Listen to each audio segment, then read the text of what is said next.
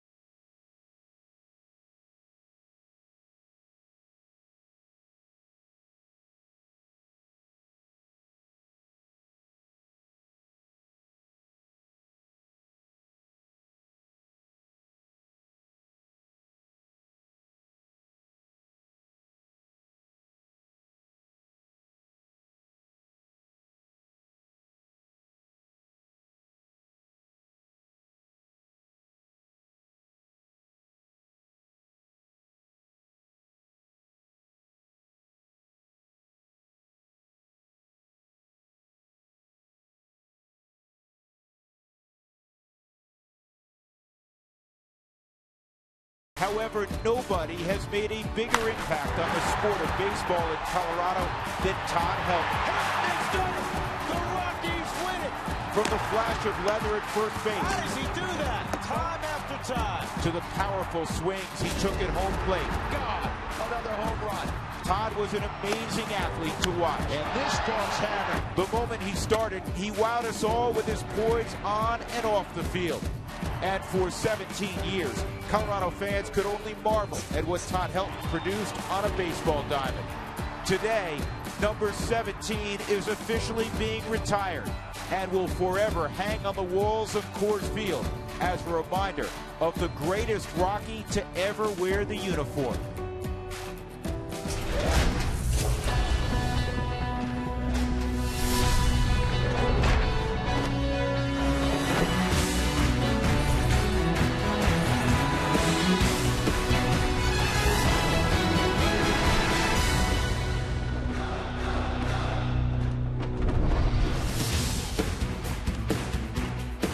Appropriately enough, on August the 17th, 2014, in front of a near sellout crowd at Coors Field, as the Rockies prepare to face the Reds, number 17 hangs above the bullpens in the second deck in deep right center field, where he hit a lot of baseballs. And with that, good afternoon, everybody. Welcome to this special occasion with my partners Jeff Houston and George Frazier. I'm Drew Goodman. And I guess for one last time, everybody was able to stand, whether you were at home or here in the ballpark, and applaud the great accomplishments. And not only just the great accomplishments, but how he went about his business. And I think as a former player, you appreciate that more than anything, because you know he came every day to the ballpark and he was going to give you his best. I've been with him 17 years, and it's funny because I'd always said this and people always looked at me funny. Great player, Hall of Fame player, Hall of Fame person. And that's what I remember Todd most about, is his friendships that he's built over the years and what he's done. As great a player as he is, he's a far better person off the field for his family, his wife, his friends, and what he does for different people throughout the society. He's a special human being. They broke the mold. I mean, he's that guy. And I think that a lot of people should learn a lot of things from Todd Helton. Well, he did everything with such great humility. And even today, which is such a special day, and he was so honored, and we've had opportunities to talk to him during the week, and in fact we'll talk to him here in the third inning. He'll join us for an inning up in the booth. It's still not real comfortable to sit out there and discuss what you did. You would always rather talk about teammates and defer to them, but he deserved today. And he had an interesting quote, fellas, in the paper today that, you know, people can talk about the Hall of Fame and various people vote on it, the Baseball Writers Association, and it's a marvelous honor without question. But to have your number retired, that is something really, really special. And there's been a lot of great players here in this organization that have done a lot of great things. I think that's the other thing you have to look at. But he is the guy. I mean, he is the Colorado Rockies. That 17 on that hanging on the wall in the bullpen, well deserved. And I also think that when he was talking about it, he was saying how special it will be for his kids. I mean, because they're old enough now to understand Dad and what he did and what he means. And to come to a ballpark and to see his number retired, that's a special family moment. Well, when Tierney Faye said "want him back," that was great. That was the best line by far in the entire ceremony. So here we go. We get about the business of playing a little hardball. It'll be a doubleheader today.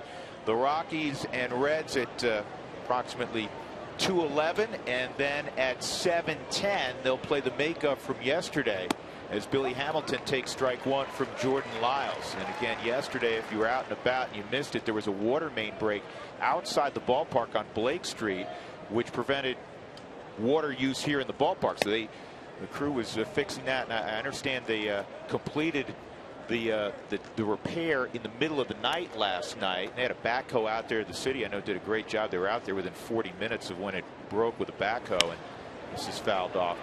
And so that's why last night's game was postponed, and they will play a day-night doubleheader today. Be a long day, especially not only for the players, but Cincinnati. They have to travel to St. Louis after the ball game. Yeah, Rockies have a day off at home. Right, and a big 3-game set in St. Louis. They'll get in there about probably 3 or 4 in the morning. There's that split change that Jordan Lyles has been working on while he was hurt with the broken left hand. 2-2 on Billy Hamilton.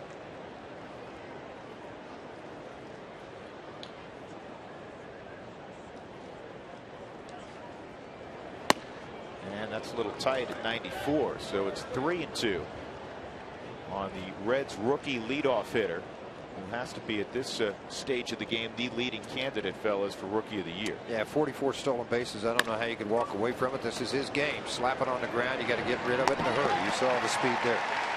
Still bang bang at first on what's a routine ground ball. Good play by Mr. Rutledge.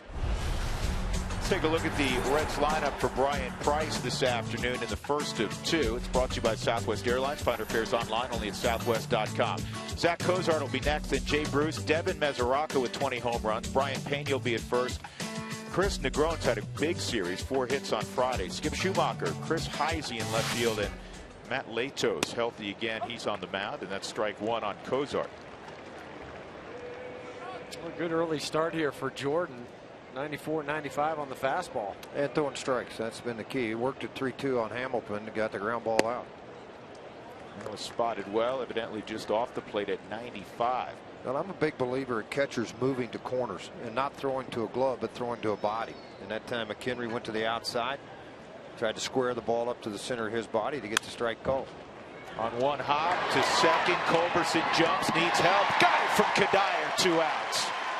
How do you like that play? Well, Kadire was channeling his inner Todd Helton for that pick.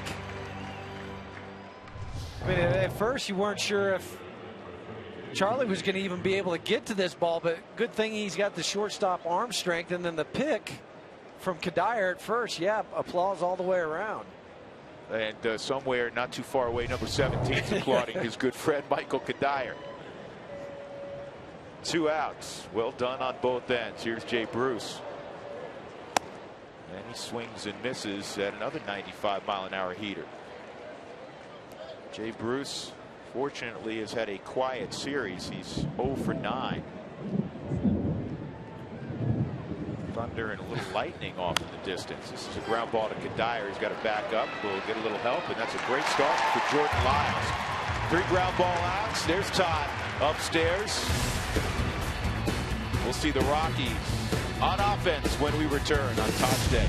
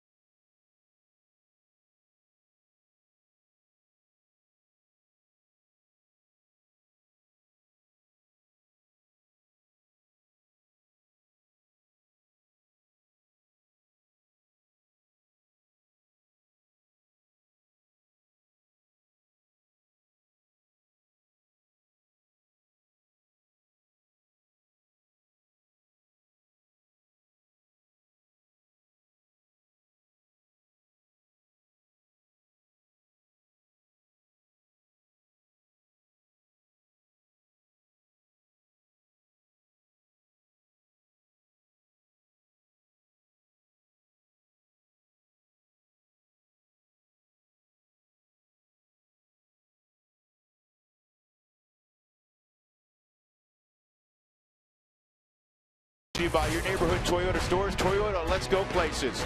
By Inova Cancer Care, advanced non-surgical treatment of prostate cancer in only 5 sessions. Visit InovaCC.com.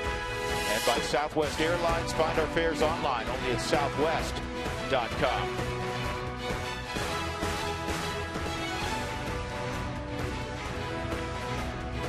Great day for Todd and his family, and so many close friends who've made their way in.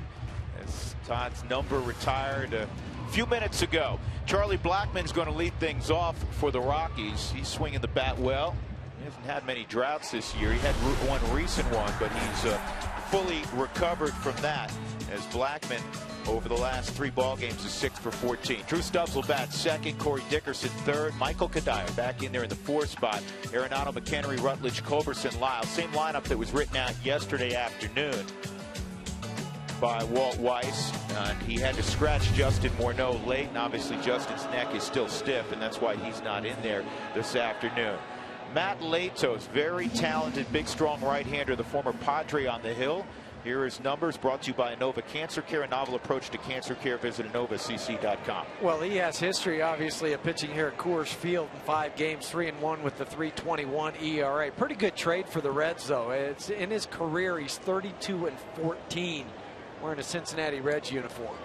It took a little while, too, for him to get back in action after bone spurs removed at the end of the season, actually right after the playoffs, out of the elbow. So that's why you don't see a little bit better record right now than what you have. But the earned run average, very good, 2.95. 1-0, and this ball is hit foul, 1-1.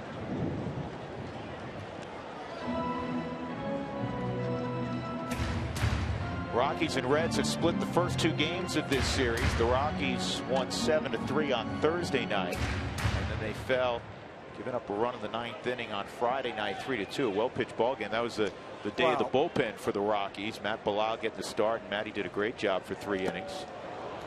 Yeah, he really set the tone in that ball game. Asking him to start when he hadn't started in been 380 appearances in between starts for Matt. Yeah, plus, Georgia, you get a bullpen day and you're going against Johnny Cueto, and it's not a good combination.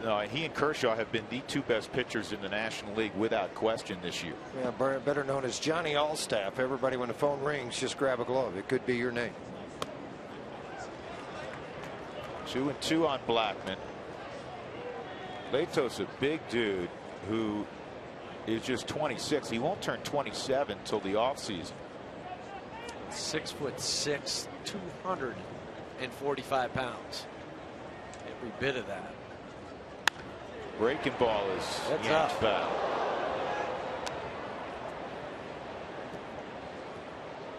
He's also pitched well here at Coors Field. You were discussing that earlier. That kind of tells you not intimidated, especially a guy that pitched in Petco for a while, because it's a 180 from Petco. But where's he pitch? At home. He's in Cincinnati. He's no different. No, he's pitching the ball at hitter's flies park. out of there. Yeah. So I mean, it's not. That's why he's not uncomfortable here at Coors Field. And he dropped a curveball over the top. Blackman gone, 1 out. Let's take a look at the Reds defensively. Brought to you by Excel Energy. Visit responsiblebynature.com today to learn more. Brian Price did make some alterations in at least his first game lineup from what he had written out last night. Chris Heisey's getting a start in left field. Billy Hamilton naturally in center. Jay Bruce in right. Negron's at third. Cozart, Schumacher, Pena at first, and Devin Mesoraco, which means Pena will go behind the plate in all likelihood in game 2. Reds come in 61 up, 61 down. Very much still in the hunt for a playoff spot, but as Brian Price said at the outset of this series, time is of the essence. Well, they're looking more at the wild card than they are the division. There are too many teams ahead of them. In the wild card, they're only 3 back. Now there's some more teams in front of them there, but you're talking about a fewer number of trailing. But that's such a competitive division in all Central. 4 teams above 500. 1-1 on Drew Stubbs, and this is lifted to deep right center field, and Billy Hamilton can't get there. He'll field it on a hop and cruise it into second with a 1-out double as Drew Stubbs. Well, that's a true tweener if Billy Hamilton can't reach it. Yeah, 17th double this season for Drew. One approach that he has changed this year than previous years, using that off gap more. This was a prime example of it on the Mike Shaw Subaru Supermo. The fastball was up. He kept his hands high, though, and tried to get on top of that ball. That's why he's able to hit it into the gap. It's such a more upright stance, too, for me. I wonder what influence maybe being around Tulowitzki, who has that upright stance, kind of the same toe tap. Good results for Stubbs, obviously. Well, use that leverage. I mean, you're 6'3", 6'4". Use the leverage to your advantage. Here's Dickerson, and Corey lets it fly at the first pitch, and it's 0-1. Dickerson at .322, 16 home runs, 52 RBIs.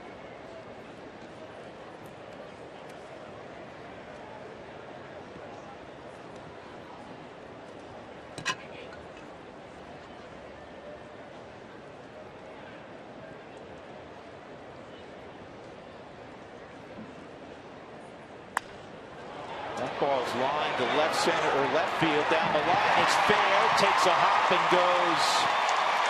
They didn't play still. Yes. Stubbs scores. Dickerson stops at second. It was hard to tell down that line. Back-to-back doubles, and the Rockies are off to a 1-0 start against Matt Latos. They have a great record when they score first at home, 20-5. Appropriate that they hit a doubles back-to-back with 17 being retired, as many doubles as he hit. He takes the ball right down the left field line, Huey, and I thought a lot of times left-hander, that ball's going to fade on you and it's going to go into foul territory, but this ball straightened out pretty quick. And it was hit so hard the opposite way. It wasn't just a slicer. I mean, it gets all the way out there about 4 or 5 feet from the wall and then kisses off the Remax sign.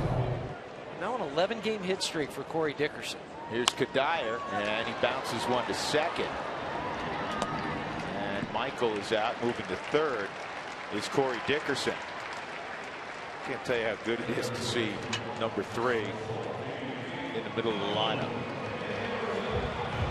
2 outs, runner at third base for Nolan Arenado. Who wants tacos? Remember, if the Rockies score 7 or more during any game, go to participating Colorado Taco Bell locations the next day. Do it between 4 and 6 to get your Rockies taco special with Moss at Taco Bell.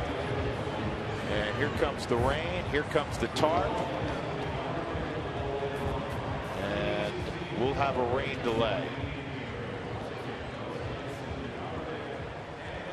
It's interesting. I thought we had dodged it because we saw lightning and thunder, fellas, a few minutes ago, and it looked like, you know, from where we sit, cloud right now is over Coors Field, but it looked worse about 5 minutes ago.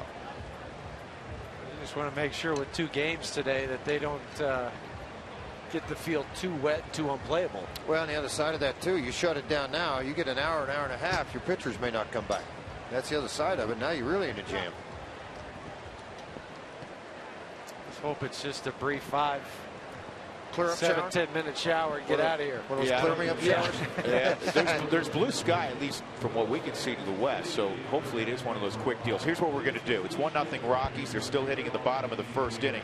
Nolan Arenado, when we resume, will come up with Dickerson at third base and 2 outs. We're going to take you to Rockies real time right now. And stay with us. Check back in a few minutes. Rockies leading 1-0 on the day the Rockies retired number 17.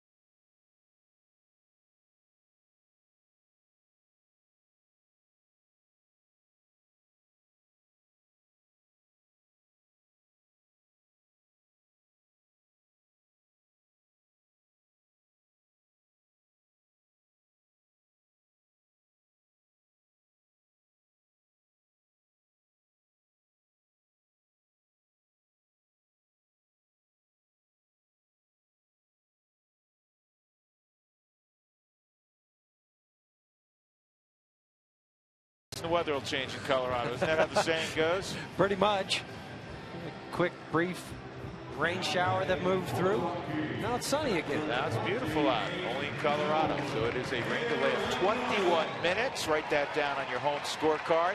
And now we resume. The Rockies already up 1-0 in the bottom of the first. Back-to-back doubles by Drew Stubbs and Corey Dickerson. And with Dickerson at third base, Nolan Arenado will come up, trying to make it 2-0 against Matt Latos.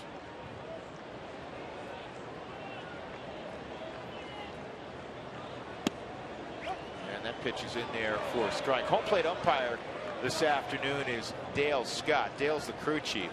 Ben May is at first, C.B. Buckner at second, and Quinn Walcott is at third.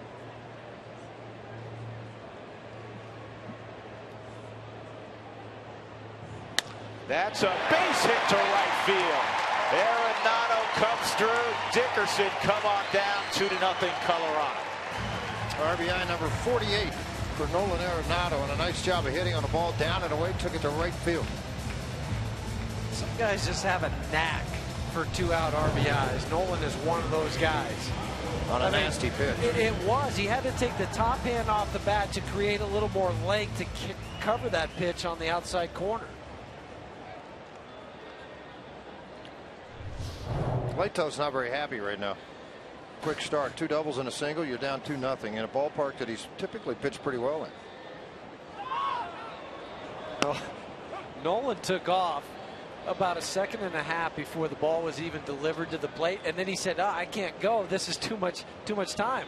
Yeah, and then he stopped and he looked, and they could have picked like 3 times. Right. He didn't even make a pick. He There took a look at Nolan. Oh, no, yes. McHenry just stands at the plate and said, I don't know what to do either.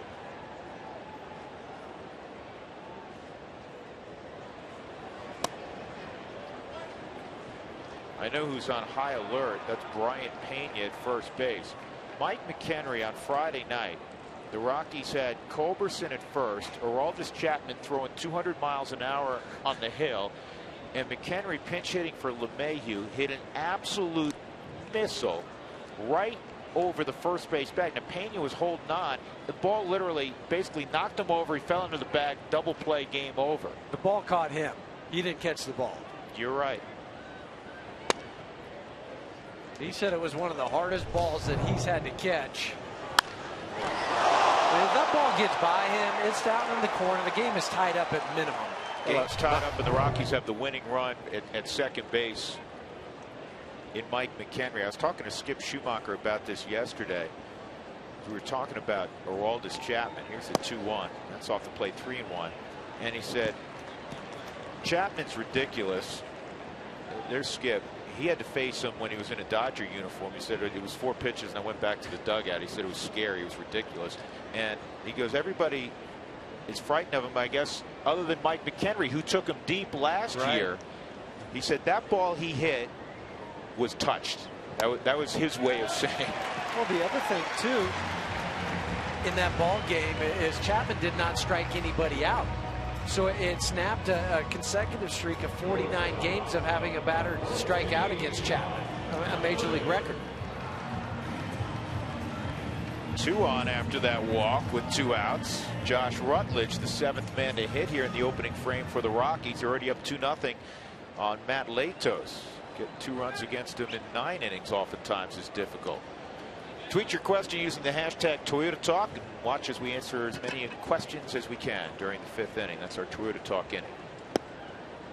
Breaking ball is in there. A strike on Rutledge. Rutledge trying to snap an 0 for 12 slide.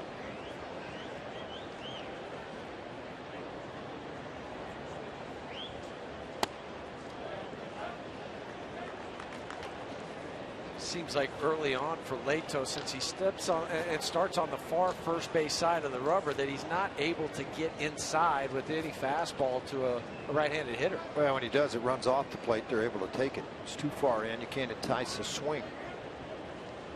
This ball lined and caught by Schumacher. Well, that saved a run. Arenado was around third. Good start for the Rockies. They're up 2-0. Dickerson in the middle of it.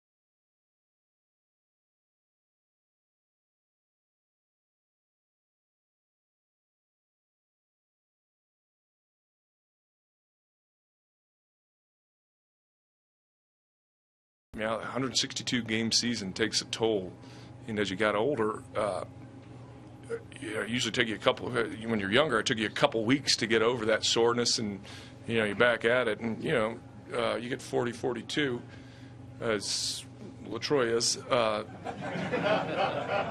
You go the whole off season, and your body still hasn't recovered from the grind that you put it through, and so having this long break and the rest of my life break is, I've recovered well, and I feel good to have been able to play 17 years in a major sport and be able to walk away with and be able to play golf and do the things that I still want to do, enjoy, and love. That was Todd's press conference earlier, and a reminder that in a couple of innings, Todd will join us here in the booth. And there's that dry wit on display, poking fun at his friends, LaTroy Hawkins, who actually, LaTroy is older than Todd. Todd will be 41 on Wednesday, and LaTroy's already passed that point. Well, and LaTroy was in that press conference, so he was standing behind all the media while he was watching this go on. And Matt Belisle said it when he was talking about Todd today in the retirement ceremony, and the dry sense of humor and all that, and the zingers that he'll give guys, and it was just another example. Todd spent a lot of time trying to be Todd. He didn't have time to really go around verbally talk to a lot of players, and I think that's why when you did talk to him, like Matt did, hey, I'm not pitching well, what am I doing wrong? Bend your back. That was fun. It's the only advice he gave. Just bend your back. So, I mean, there's a lot of things that Todd did with players that they didn't realize, but if you just went down to the cage and watched him do his work before a ball game, you could learn a lot. 1-0 on Brian Pena. 4 ground balls to begin for Jordan Lyles. Rockies up 2-0. Let's take a look at the numbers, brought to you by Inova. Novel approach to cancer care. Visit InovaCC.com. The third start since coming off the DL, 1-0. Jordan Lyles earned his first major league victory against the Cincinnati Reds back on August 3rd, 2011. 7 innings, 6 hits, 3 earned runs. He had started his career 0-6. So it's kind of nice to get that monkey off his back and just say, hey, here it is, and I'm going to get my first W. And the bad part about the 0-6, you'd have to go back and look at every one of those scores, because he wasn't playing on a very good baseball team. It wasn't a good offensive team. He may have given up 1 or 2, maybe 3 runs in a 6-inning outing and just walked away with an attaboy. Pena reaches via the walk with 1 out. That'll bring up Christopher Negron. Here's the defense for the Rockies, brought to you by Excel Energy. Visit responsiblebynature.com today to learn more. Dickerson, Stubbs, Blackman in the outfield. Arenado, Rutledge, Culberson, Kadire at first base. Michael McHenry doing the catching. Again, this is a day-night doubleheader. Willie Rosario will be behind the plate when we reconvene at 7 o'clock. We'll carry that ball game as well right here on Root Sports.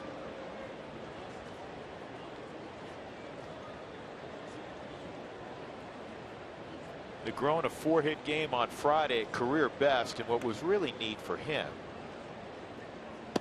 is that his folks had arrived in town. They came to Denver late that morning. He was able to have lunch with them, give him a hug, and then head over to the ballpark, and they get to see his first big league 4-hit game. Yeah, Grandma came with him too.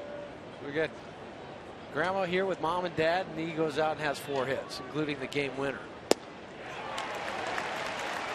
Well, he got a slider he didn't much like there. First strikeout of the ball game for Jordan Lyles. 2 gone in the Reds' second. Time for the injury report, brought to you by University of Colorado Health. This happened yesterday. Michael Kadire was reinstated from the 60-day DL. Brooks Brown was recalled from AAA. Probably the biggest news, so everybody knew Kadire was coming back. Tommy Kahnle's got a shoulder issue, and he was placed on the shelf. Ben Paulson, who's been great, and it had nothing to do with performance. It's just that Kadire's back and Morneau's there. So Ben Paulson was sent out. Brett Anderson was transferred to the 60-day DL. He had back surgery last week, so he wasn't going to play again this year. It also creates a roster spot. I mean, that's why you have to move guys to the 60-day DL, because if you're going to call somebody up, put them on the roster. If you're already at full at 40 guys, all those different rules that they have. That's why they put Brett on the 60 and not just the 15. The pitch, and it's 1-2 on Skip Schumacher. Oh, and by the way, the experiment with Chad Bettis as a reliever, I think, is probably over. He went 8 innings, 3 hits last night against Sacramento, which is a very good baseball team, which is the A's AAA affiliate. George, real quick, and we may have to expound upon this next inning because hopefully Lyles puts this inning down here, 1-2 on Schumacher. I want to ask you about Bettis.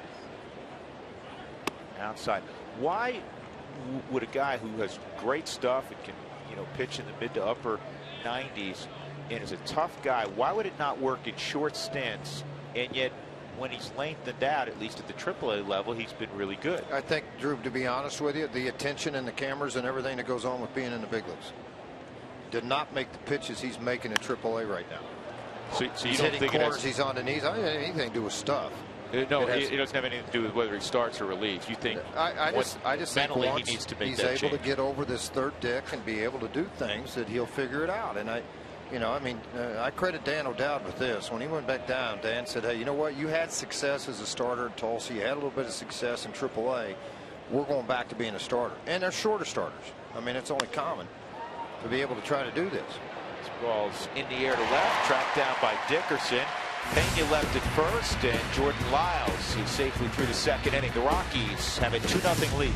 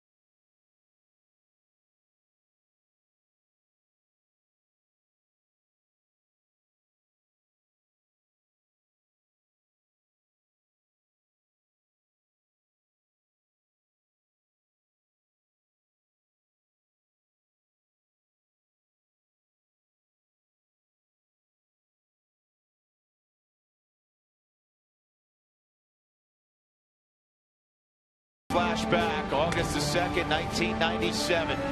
In a ballpark he always enjoyed playing in a city he always enjoyed playing in, even after they closed up Three River Stadium. Todd Helton, his first career home run in Pittsburgh earlier in the ball game. He had a base hit the other way. That was appropriate. And today the Rockies have retired number 17. There's only one other player to have worn number 17 in a Rockies uniform. That's a great trivia question. You guys know who it was? No idea. Nope. He's a pretty famous guy in Rockies history. David Need. David Need. There's only been one other 17 retired in the history of baseball.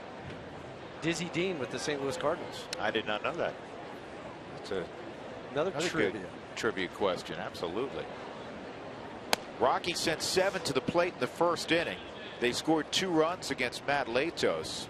Stubbs a double, Dickerson a double. By the way, Dickerson now an 11-game hitting streak, and then a 2-out single after the 21-minute rain delay by Nolan Arenado. Here's Charlie. And Culberson takes a strike. It's 1-1. It's funny, they were asking Todd how he got the number 17 today during the press conference. He said, it was just given to me. I didn't ask for it. It was in my locker. I said, okay, I'll wear it. Kind of liked it. There you go. And guys, I don't plan on taking it off for a really long time, okay? Well, it's time for you to tweet us your Rockies fan photos. Use the hashtag #COFanPhoto for an opportunity to have it shown during a ball game coming up. Brought to you by AT&T.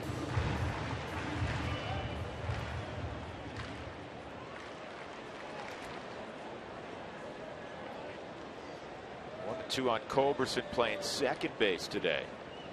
He had back-to-back starts at short earlier in the week. Gets the out at first base. Well, speaking of that story on how Todd got number 17, here it is from his own mouth. It was given to me. You know, when I got to my first big league camp, I showed up and it was in my locker. Dan Chico McGinn gave it to me, and I certainly wasn't about to say anything good or bad. I just took the number. I actually liked the number and stuck with it. So there's the story of why Helton got number 17. What That's number did you not have? fair. Huh? What number? Which time? Well, the first time. 59.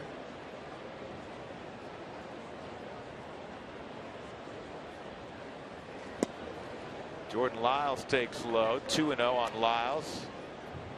Lyles got the pinch hit the other day. For a moment, he thought he was going to be able to swing the bat, but then the guy in front of him got on. It was on Friday in the ball game where Wall had a very thin bench, and he knew he was going to the bullpen quite a bit. So Jordan was asked to bunt, and he got the sack bunt down. Takes a strike, 2-1. Mentioned this quite a bit. Jordan Lyles, quite an athlete. He was a tremendous wide receiver in high school. An opportunity to play at South Carolina. Well, lives in South Carolina in the offseason. 2 balls, 2 strikes on Lyles. Auto glass issues. Trust Safelight. Go online to safelight.com or call 303-287-5000 to schedule an appointment.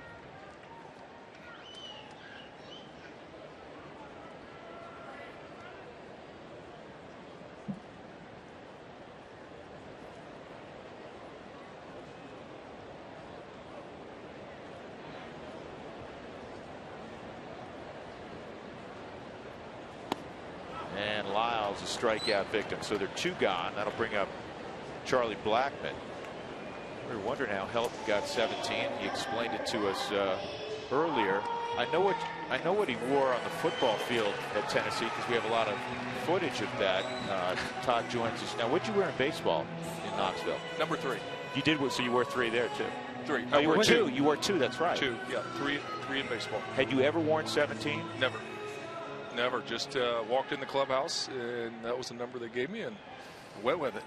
So number 3, when you were playing baseball, did you ask for that number, or was it just? I don't remember. I've never been a numbers guy. I think the number doesn't make the man. The man makes the number. So really didn't matter. I have to tell you, that does sound strange coming from you, the man of multiple superstitions. Number doesn't mean anything to me. All right. So I finally got the mic in front of my face. I'm gonna. Drew exaggerates a little bit. Almost a fair ball there. But yeah, I'm going to take your job right here, Drew. Look at you, the man who hated microphones. All of a sudden, now he's all comfy, right? Yeah, might as well be comfortable. Who cares? Go ahead. No, I was going to say, by the way, yep. And you're kind enough to stick around because I know you have a lot of family and friends here. It's a wonderful weekend for you, but your daughter, your eldest daughter, Tierney Faith, absolutely stole the show with that line. And I wanted to point out her footwear because she looked beautiful in her dress. And I looked down, she had the Chucky Taylors going. High tops, too. Yeah, high baby. tops. Why not? Chuck Taylor. She rocks it old school. That's what she does. That was funny. I tell you, there's nothing better than seeing your daughter out there speaking in front of all those people and doing so well. It was amazing. I mean, think about that. Oh, she's a young lady. She's in front of 45, 50,000 people. Yep. So I get this question a lot, and I want to ask you is, were you more nervous playing or watching your kids play? Watching my kids play. Exactly. Yeah. Yes. There's nothing you can do. You have no control. It's a helpless feeling. Yeah. Plus, they don't listen to their parents, so so that makes it a little hard too. I understand you're an assistant softball coach for Tierney Faith. What do you know about the? Really, what could you contribute as a coach? So why should she listen, right?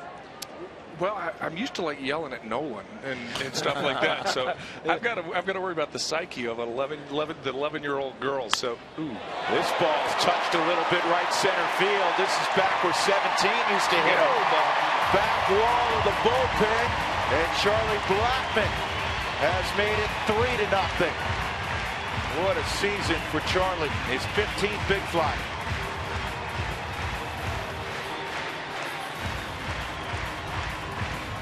Todd, you faced Latos. This is not a comfortable at bat, is it? Is that who's pitching? Yeah. Latos. Welcome to the ballpark. Yeah, no, it's not a comfortable at bat at all. Looked pretty comfortable for Charlie right there. And that's a big thing when you're able to hit a curveball 76 miles an hour into the right center field gap. You know you have to stay back. I mean, you can't get too far out onto the front side. Charlie did exactly that. He did do exactly that. Look at, he's not off balance at all. Catches it out front. Good extension and a homer right there. Way to go, Charlie. I told him to hit a homer. He listened well. He listens better than 11-year-olds. See? He's coachable. Huh? He's coachable. Here's Drew Stubbs, 1-1 on Drew. The other thing is, which I know is so out of your comfort zone, and Tierney Faith set the tone for the Helton family. So were you nervous when you got out there a little bit? Oh yeah, I was nervous. You know, I asked Matt and Brad Hopp to speak just to make them uncomfortable, right? You know, if I was going to go, I wanted them to be uncomfortable as well. But they wouldn't hit home runs. I didn't know Brad Hopp could speak that well. What? Who wrote that for him? I have no idea. I know he didn't write it. He must have went to like a deer blind and wrote it down. See, all these great one-liners we always told people about, they're pouring out of them. Todd will be back in a moment. Rockies off to a great start.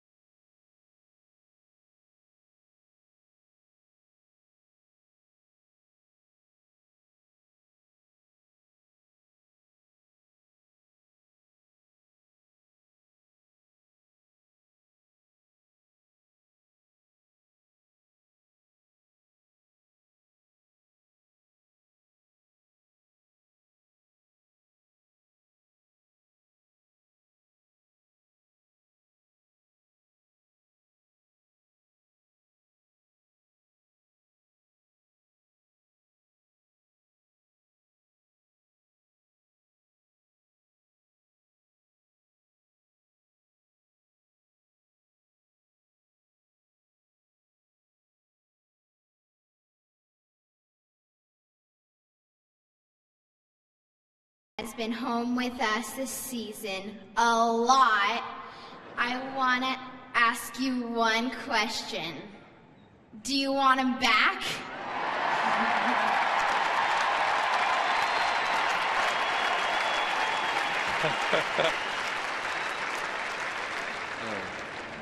That was classic. Did you have an idea what she was going to say, or was that a total surprise for you? It was a total surprise. She wouldn't tell me, and she hit it out of the ballpark. And it's just seeing her there, how pretty a little girl she is. That was fun to see. It was fun to watch her. You know, I laughed too, but I was a little choked up. I would imagine you were. I glanced over at you because, I mean, that's your baby girl, and I was amazed you did kind of keep it together. That broke up the whole place.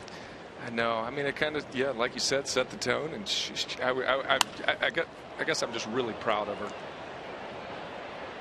Charlie's got it one out. Chris Heisey is retired. You said something, we were chatting earlier in the week, you said something interesting to me, because people, I'm sure, they run into you and they ask you, it's such a natural question, especially for media members to ask you, Todd, what do you reflect back on? You've been out of the game for, better part of a year now. What do you think back on? And you said it's more the early memories, when everything was new. Yeah. Talk about that. It really was. I think when you start in the game and you start off in the big leagues, it's a huge deal, as it should be, and you form a lot of memories. Everything that the older players said to me, I remembered, and I was just so excited when they talk to you and give you the time, and hopefully, as I got older, I gave the younger players my time. I hope that I did. We're all a little bit selfish. But that's one of the things that I remembered when a Larry Walker, Vinny, Ellis Burks, Dante would talk to you and help you out. How quickly did you realize, and you got to the big leagues very quickly, aside from the summer of 4-3 when you were fatigued, that was the great line by Clint Hurdle. Yes, he's got a lot of them. Yeah, he does. He's as witty as they come. Yes. But you got to the big leagues so quickly. Did you realize right away, you've always been a confident guy. There's not a guy out here, I know you battle it sometimes, but you have to have it. But how quickly did you realize, I can excel? I tell you what, in the minor leagues, I figured out right away that I did not want to be there. And I wanted to be destined for greater things. And, that summer of 4-3 that you referred to, it was probably the best thing that happened to me, because I went home and did that all season, and I worked my butt off, and I got stronger, I got in better shape, and I hit every day, and it was the first time in my life that I ever got to do that, because I was always playing football or something like that. So I think coming out of the gate struggling, but once I got to big league spring training, I think that's very important for a young guy to see how to kind of match himself with against the other players, and if you're good enough, you gain a lot of confidence. George told the story earlier, and I'm sure he's mentioned this to you before. Maybe you recall it, maybe you don't. Don Baylor saw you for the first time, and he said if anybody messes with his swing, they're going to be fired. Yeah. Do you remember that story? I do remember that story. Of course, Don didn't say that to me. He said, "Get your butt in the cage and work your tail off." But yeah, I do remember that. Don, when I refer to the early memories, Groove was a big part of those. We used to have candid conversations. I used to go into his office every day I wasn't starting, a couple months into my first big league season, and tell him or ask him why I wasn't starting, because I wanted him to know that I wanted to be in the lineup that day. Yeah. Interesting. Todd used to run like that kid right there, Billy Hamilton. We'll show you footage in a little bit. More with Todd when we come back. Rockies up 3-0.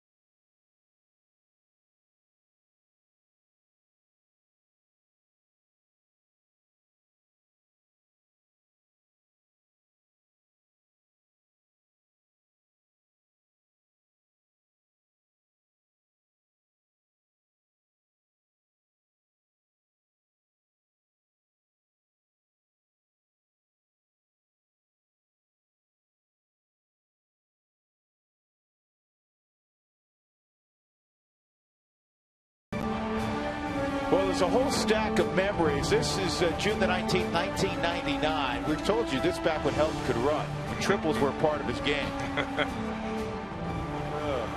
Do you remember that one? Yeah, it looks exhausting. No, that was one of those special days. You know, the funny thing is I'd gotten a rundown in the night before, and I had messed my wrist up a little bit, and I was like, I don't know if I can go. And Tom Probst said, "You are playing today." And I said, "All right, I'm playing today." And I hit for the cycle. So thanks, Tom Probst. Isn't that funny? Isn't that funny how things work that way? It is. Tom Probst was the Rockies trainer at the time. Still works in the organization.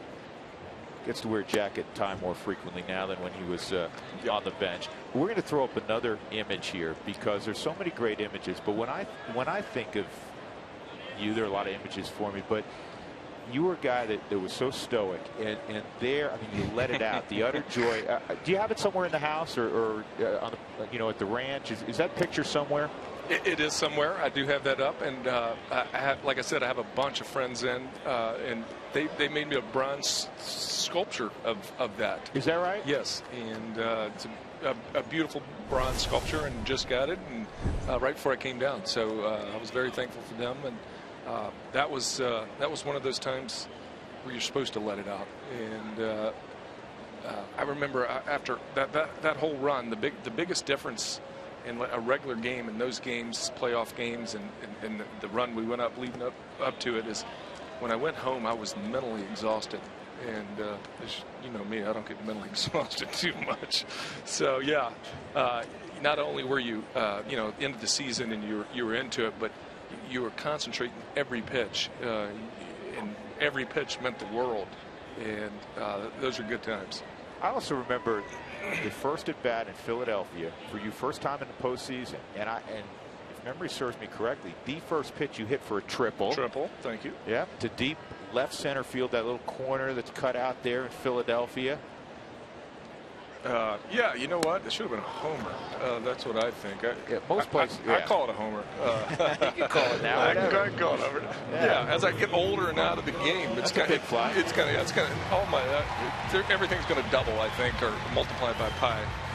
By the way, because you'd said, and it was another great line in the clubhouse, and somebody was I think it was Tulo was teasing you, saying you're going to gain 30 pounds by this time last year. You look great. And you know I hate to compliment you. You do. You look great. Well, are you working out a little bit, closet working out? No, I would never closet work out on you. But no, you know, I just stay active. I really don't work out. I just try to do something, and something every day. You know, I worked out for so long, and still didn't affect my body that much, as you know. So I try to do something fun, and it's a lot more fun than working out and just working on one body part. I like to go and do whatever, whether it's walking and golf or just going out and shooting a little hoop. Good to see Michael Kadire back out there, and I know you developed in a short period of time pretty special relationship with him. You know, you hear a lot about what kind of teammate he is. There's no bull there. He's a great guy. He means what he says. And he's a no-nonsense type guy. You know, the guy that works hard. He has to work for it, which you like those guys. They can't just go out, walk out and throw it on the field. You guys got to work at it. And, you know, those are the guys that, you know, that are my favorite players. And Cuddy's a good dude and has a good heart. And, you know, you like to call guys like that teammate. We did an interview with you down in spring training many years ago. It was way before you were getting ready to retire at the home you rented back in Tucson. That's how far back it goes. And I remember you going through everybody teased you about the superstitions. Sure. And you were going through them, and you said something in a moment of being very candid and not being self-deprecating. You said, I honestly, as much as I love the game and love the competition, I can't wait for the end of the season because I can let it all go and be normal. That's got to be neat now, in that unless you do it hunting or golf, you can let all that stuff go. Yeah, I don't do it. I don't do it in anything else besides baseball, which is strange. You know, I did a press conference before the game, and I'm sitting there talking, and I was about to use the excuse, well, you know, I would talk more about it, but I've got to get ready to play for the game. And then I realized myself, well, I got to talk here. So I have nowhere to go. I have nowhere to be. What do I know? So yeah, so it is good. It's good. No worries. You know, I find myself catching myself sometimes. I got to get ready. Oh, no, you don't. Sit back down, big fella. We're gonna sit here a while. Todd, no matter what, no matter how great a career you have, and obviously you can't. It's hard to have a greater career than you had. It's still a transition.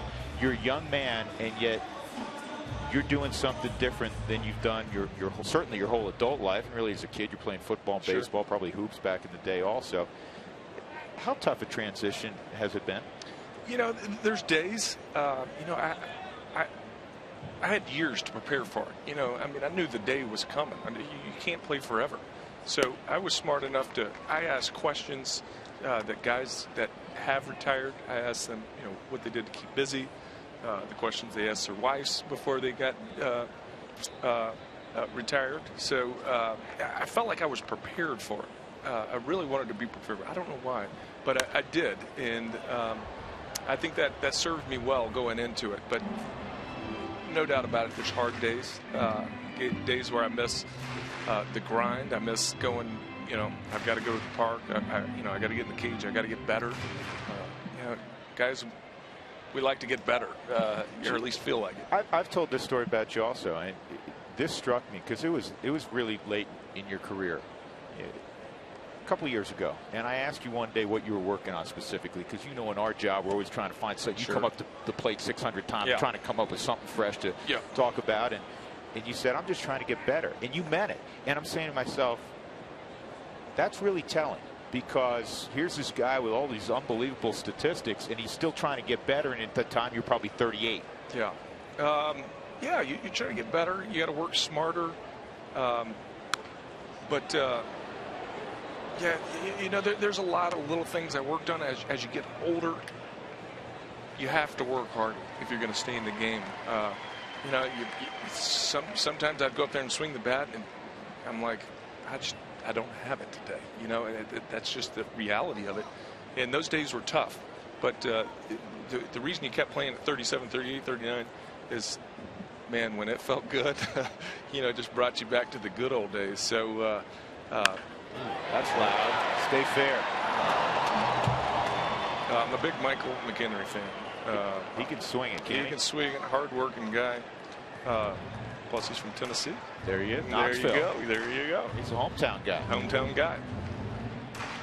Will somebody ever roll up on a batting cage somewhere in northern Colorado or and see Helton in there privately, you know, just for the heck of it? No, not unless I lose a bat or something. There's no chance that I'm going to be in a cage. I haven't picked up a bat. I picked up a box of them to move them out of the way. That's about the only time I've picked up a bat. You know, you know me, I was always picking up bats. Yeah. I'd walk around the clubhouse just trying to find a bat that felt good that day.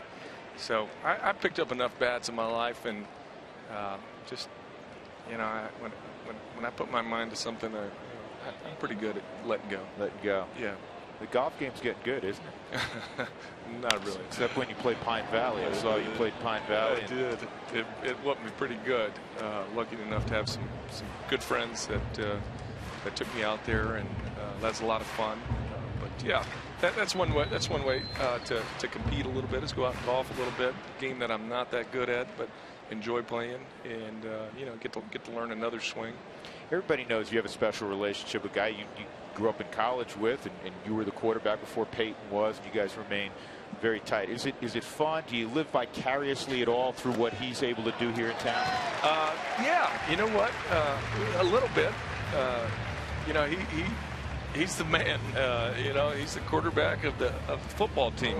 Everybody wants to live through him, right? And you know, he's such a good guy, and got another guy with a good heart. And you know, people always want to know what role. I get this question a lot. I don't know the answer, so I'm going to ask you: what role did you play in Peyton ultimately making the decision to come to Denver? Probably very little. The only way I think I probably helped out is him being familiar, coming out here to see me. But other than that, I can't say anything to him because he's got to move his family. I don't know what kind of offense they run over there. You know, I don't know what kind of situation I'm going to bring him into. That's his career. That's a decision he has to make for himself. And don't get me wrong, I was very happy when he decided to come here. And my appreciation has only grown for him as a quarterback and as a person and a friend. For him being here and be able to watch a little bit closer and to see what a fabulous quarterback he is. You guys are wired the same way. I mean, honestly, you really are, in terms of work ethic, in terms of preparation, in terms of it's time to be serious. And he has a great sense of humor. You've told me as funny as we see him in commercials, he's even funnier, you know, as a friend in person. And I've said this many times about you. You have that really dry wit. This ball is hit well to center field. Yeah, well, Hamilton's going to run it down, but same guy. Same guy, just what you get, which is what you want. Yeah. Hey, Todd, we appreciate it. We know you have a lot of friends and family here. It was an awesome day for us to witness it. Congrats, man. Appreciate it. You betcha, brother. Number 17, retired.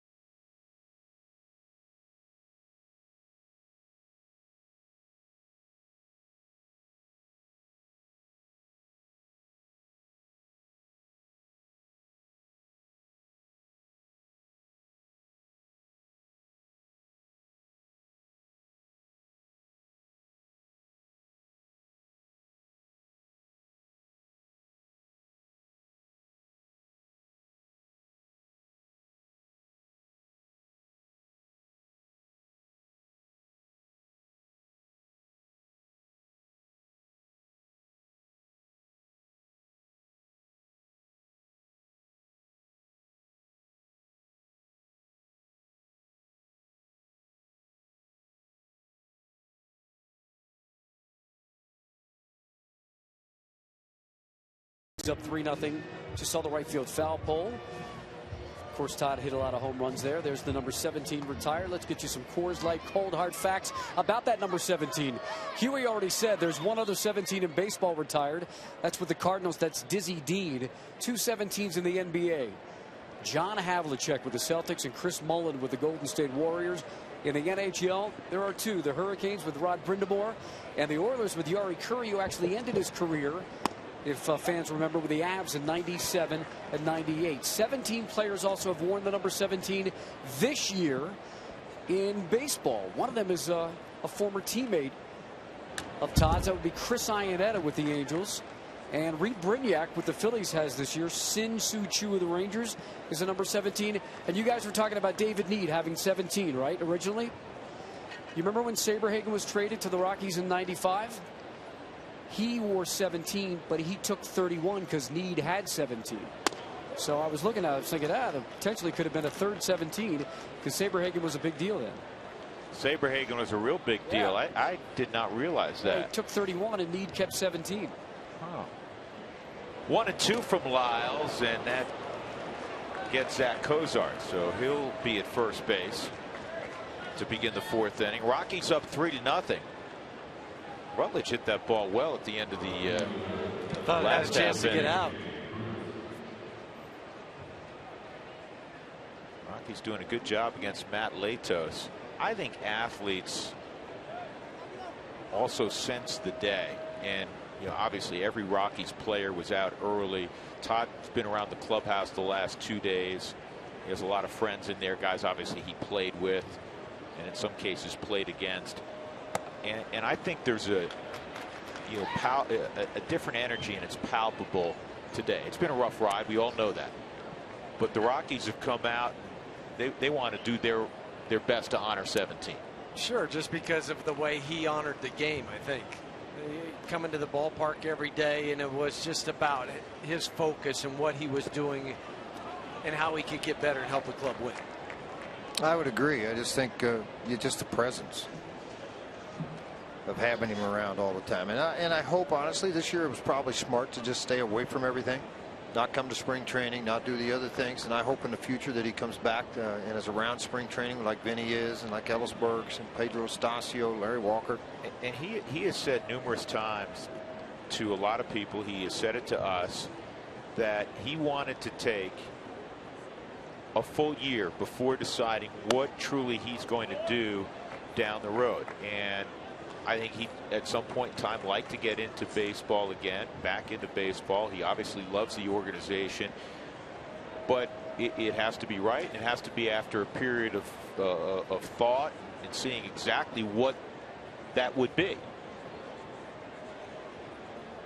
Well, I think he knows too, seeing the coaches. I'm not sure he'd want to be a full-time coach, just because of the hours that those guys put in, and he's seen it before. Well, you know, and plus the other thing, we all understand this. Jeff and I do as former players. Drew, you understand it as a guy that you know, is away from your family too. And then when you get that opportunity, you finally retire, to spend that time with those two girls, and whether it's you know, coaching softball, basketball, whether it's taking them fishing at the ranch or doing whatever you're doing, you're building a lot of memories you haven't had a chance to build memories with. And I think that's very important as a father, to go do those things.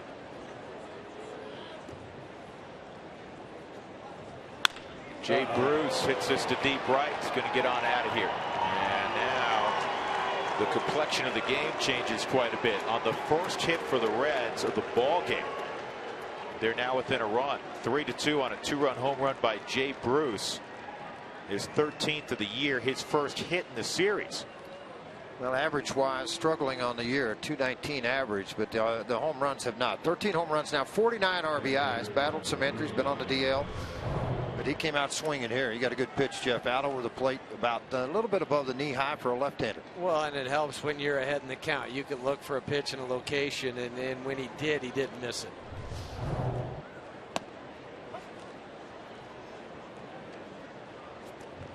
So nobody out. Devin Mesoraco at the plate.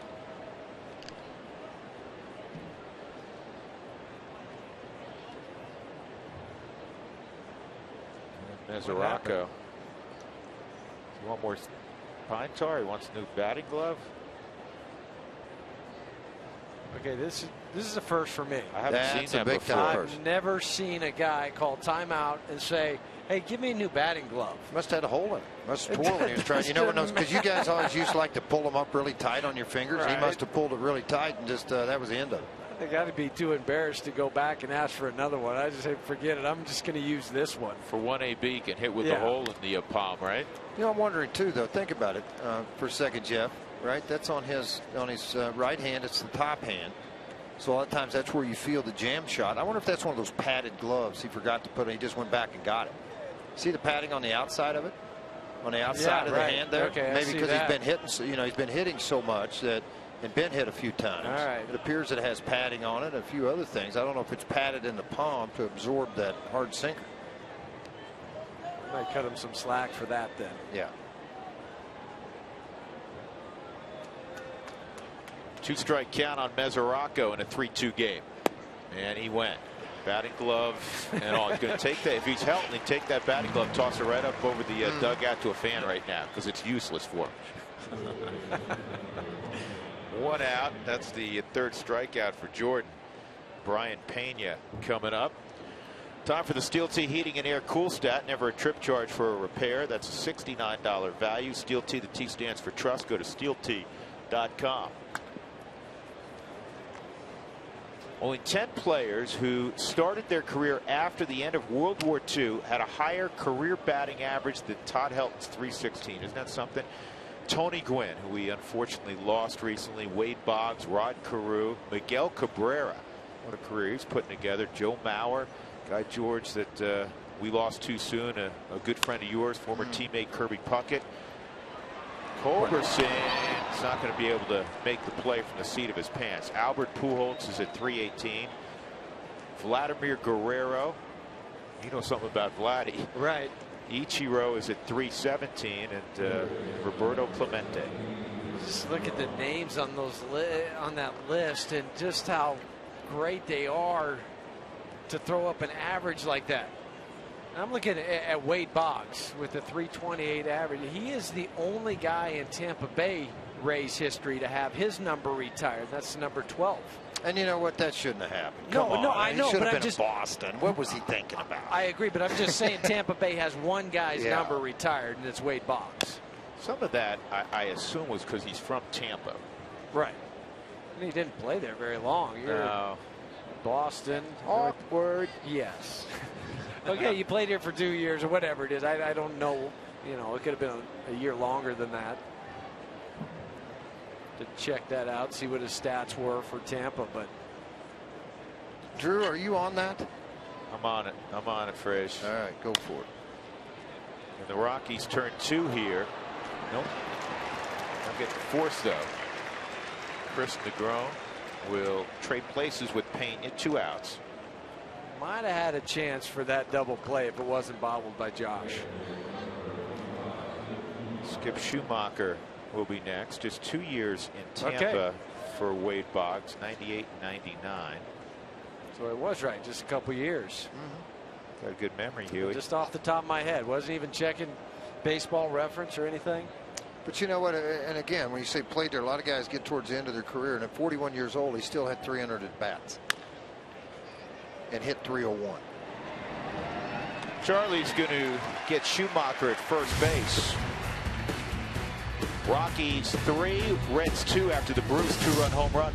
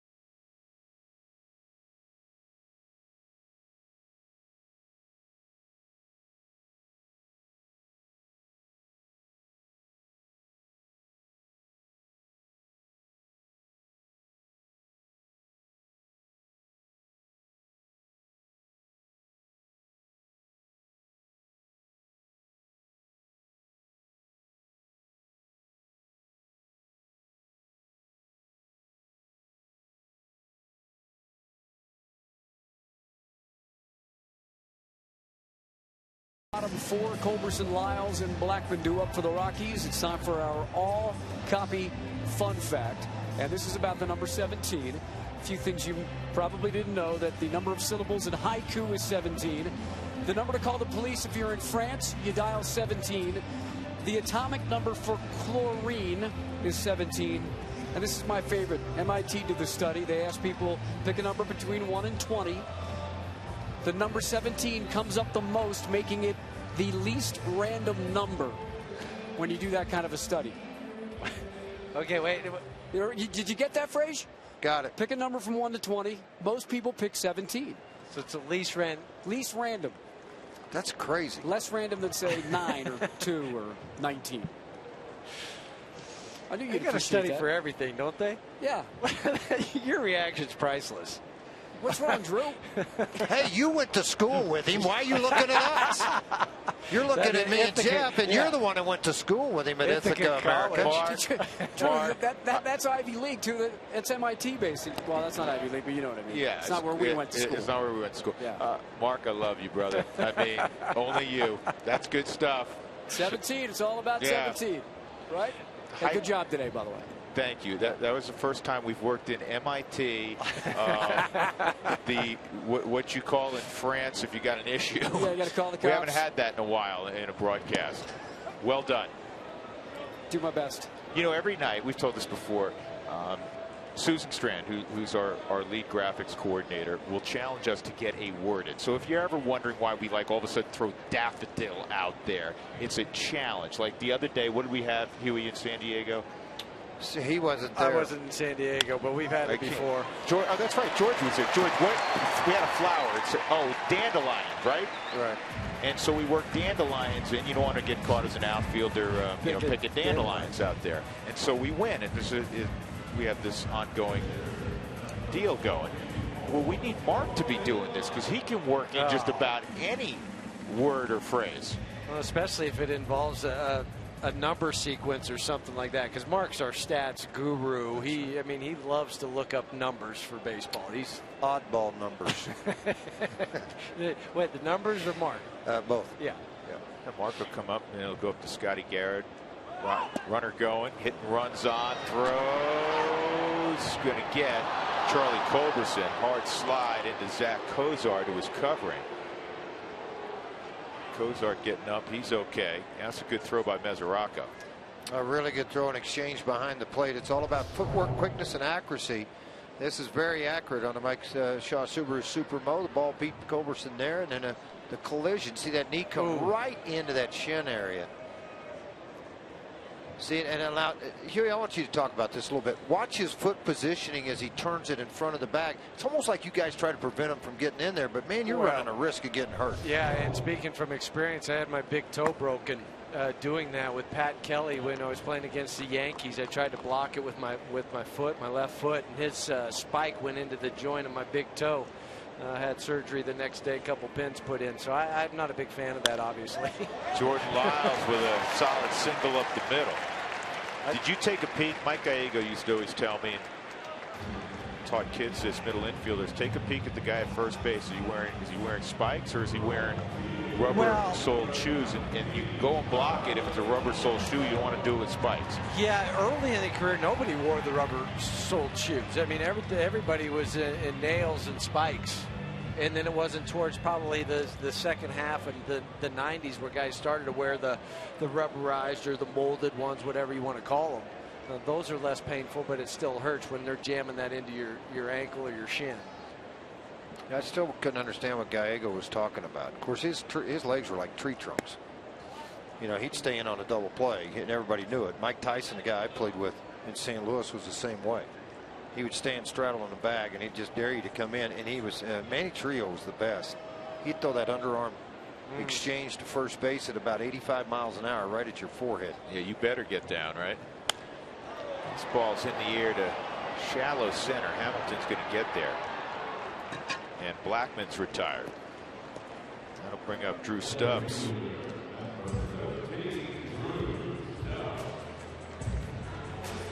Go to Wells Fargo Bank to get your 2-for-1 Rockies club level tickets. WellsFargo.com/Rockies. Wells Fargo Bank, member FDIC. Stubbs a double in the first. He scored. Rockies got 2 runs in that first frame against Matt Latos. It's 3-2 Colorado now.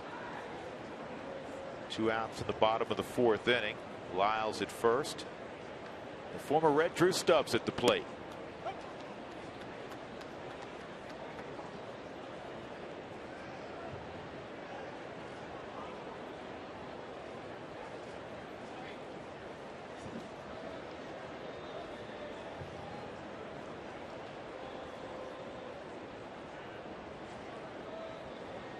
Latos had a rough off season. He had cleanup surgery on his elbow. He had left knee surgery as well. That was during spring training. Just was injured in a workout. Yeah, the elbow was the key because he couldn't throw in the playoffs. If you remember when they were going against Pittsburgh, he couldn't start. The elbow was bothering him so bad, and they went in and cleaned everything out.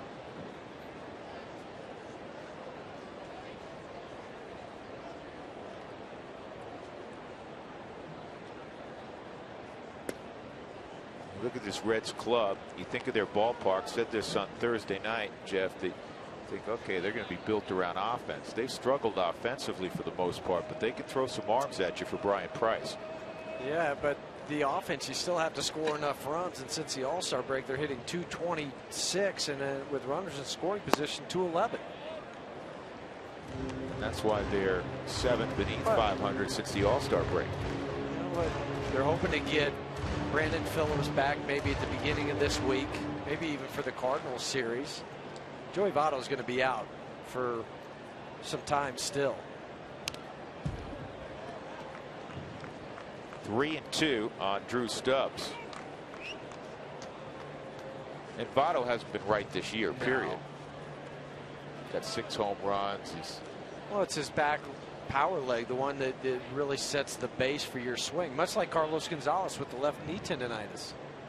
You just end up compensating so much that it changes your swing and puts it out of whack.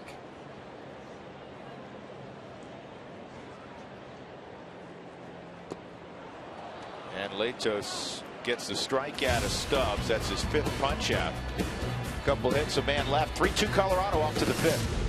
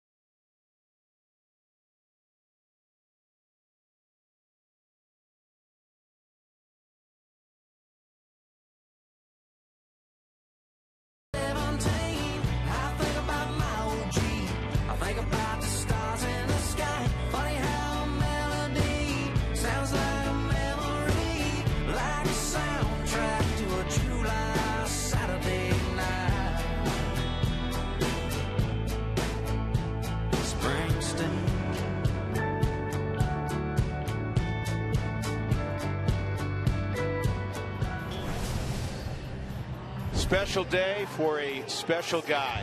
17 retired, first number ever retired by the Colorado Rockies organization. Rockies leading now 3-2 as we go to the 5th inning.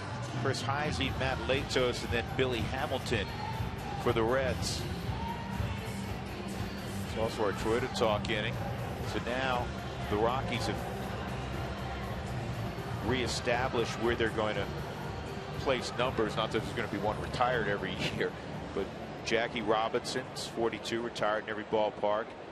The Rockies honor their late president, as they should. Kelly McGregor with the KSM, Kelly Scott McGregor, his initials, and now 17. Out deep right center field, prominently displayed above the visitors' bullpen. It was neat also, fellas, we're all fans of the game. We have a particular bias with the Rockies naturally, but seeing most of the Reds out there, coaching staff, a lot of players throughout the whole ceremony on the top step of the dugout, taking in and honoring number 17. And a question I would ask, how many numbers have they retired in the last 6-7 years in all of baseball? So you start to see that. So it is not just a moment for the Rockies, it's a moment for the game of baseball. Yeah, good point, George. Heisey pops this up. McHenry may have a play, and then again, he may not. What's your guys' favorite Helton memory? That's our first question on our Toyota Talk inning. You know, I'm going to go real quick. I'll answer because I'll go back to a thought I had with Todd, a question I asked him, and he told us he has this new, his friend's got, I think it's a bronze statue. When he was exulting after the final out, the 27th out that sent the Rockies after they took out Arizona to the World Series, because he just let it all out. And for me, and there's so many great memories, but for me, I love that moment. I like the Saito moment. I mean, the walk-off, because you don't see Todd throwing his helmet up in the air and jumping into a pile. That's just not his style. So I think of that Saito home run. I think of a lot of different ones. I mean, there's tons of them. Some I won't discuss on air, the memories I've had with him as a close friend. But the one, too, that gets me is the night, his last game at Coors Field, the home run off of Peavy.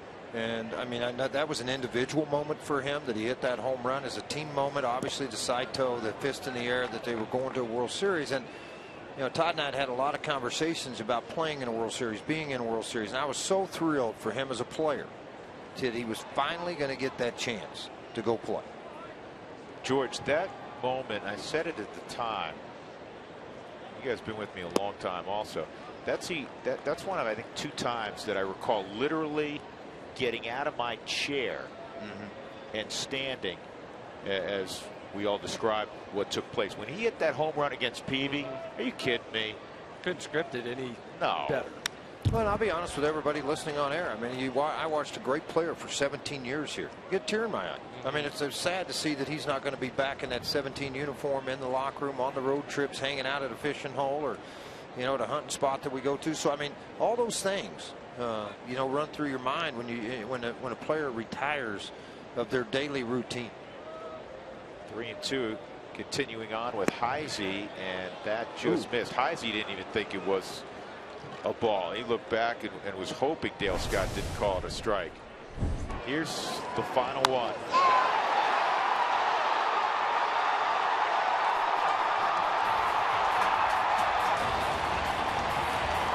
And just like he always does, he trotted around the bases, raised a hand to a crowd on last night at Coors Field, and then to pull that off, come on. Yeah, I'll never forget that. Latos in a 1-run game looking to bunt Heisey to second. That was remarkable. That was truly remarkable. The great ones always have the ability to rise to the occasion, it seems like. And you know what? I know they wrote in the papers after that, you know, they said, I'm going to give you this fastball. I'm going to throw it right down the middle. It's Todd's last game. I don't care if they told him, but to do it? Stop it. Well, you know what Jeff, I mean? Jeff, you were a hitter for 10 years. I'm telling you. It's hard. It's soft toss to square it up every time. All I'm thinking about is the home run derby at the All-Star game. How many balls did they not hit out or pop up or hit on the ground? And this is in a competition where it's just being laid in there too at about 60 miles an hour. So if Peavy said, hey, I'm going to groove one at you at 90 or 92 miles an hour, whatever it is, you see if you can hit it, you still have to hit it. And he hit it over the wall. Right. Well over the wall.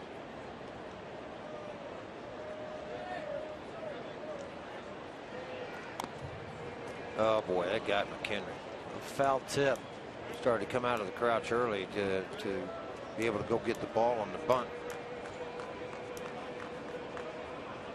Yeah, when you squat down as a catcher, you're pretty covered up. Ooh, got him on a big toe, didn't it? Got him about 3 different places. Just to start the ice bath. And that's where you just kind of sit down behind home plate and you go, hey, Matt, do you ever practice bunting? Do you ever do? The idea is to put it out there, not off of me. Well, Latos fouls off the 3rd strike, so he's gone. 4 strikeouts for Jordan Lyles. 1 out. Billy Hamilton coming up.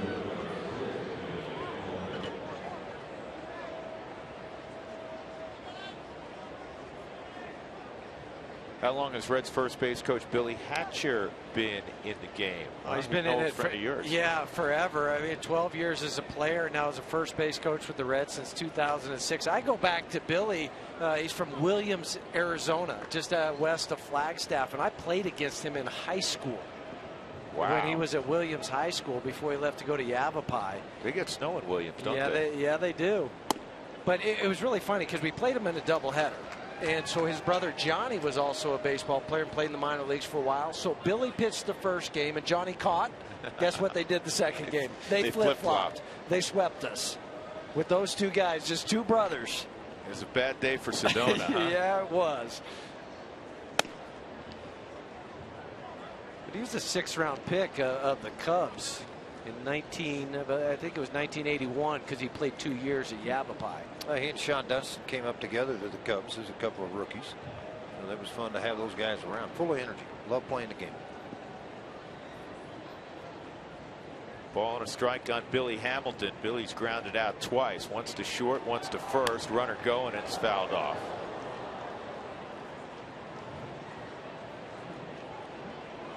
Billy Hamilton was a very well thought of, this is not going to be a big surprise, very well thought of high school wide receiver. And Mississippi State offered Billy the opportunity on scholarship to play both football and baseball. And it came down to the very last day he could sign after being drafted by the Reds to actually sign. He told me yesterday he came very, very close to heading to Starkville and playing both sports. What a bonus that would have been for their programs respectively.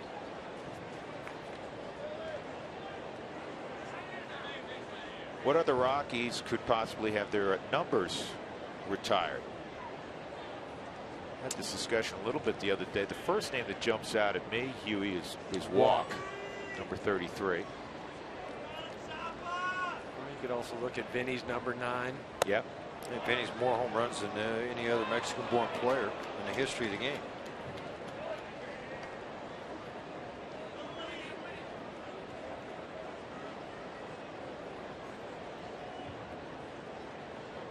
It's tough to say. I mean, Tulowitzki plays another 17 years. If he played 17 years here in Colorado, what his numbers might be. Nolan Arenado, what's his numbers going to be?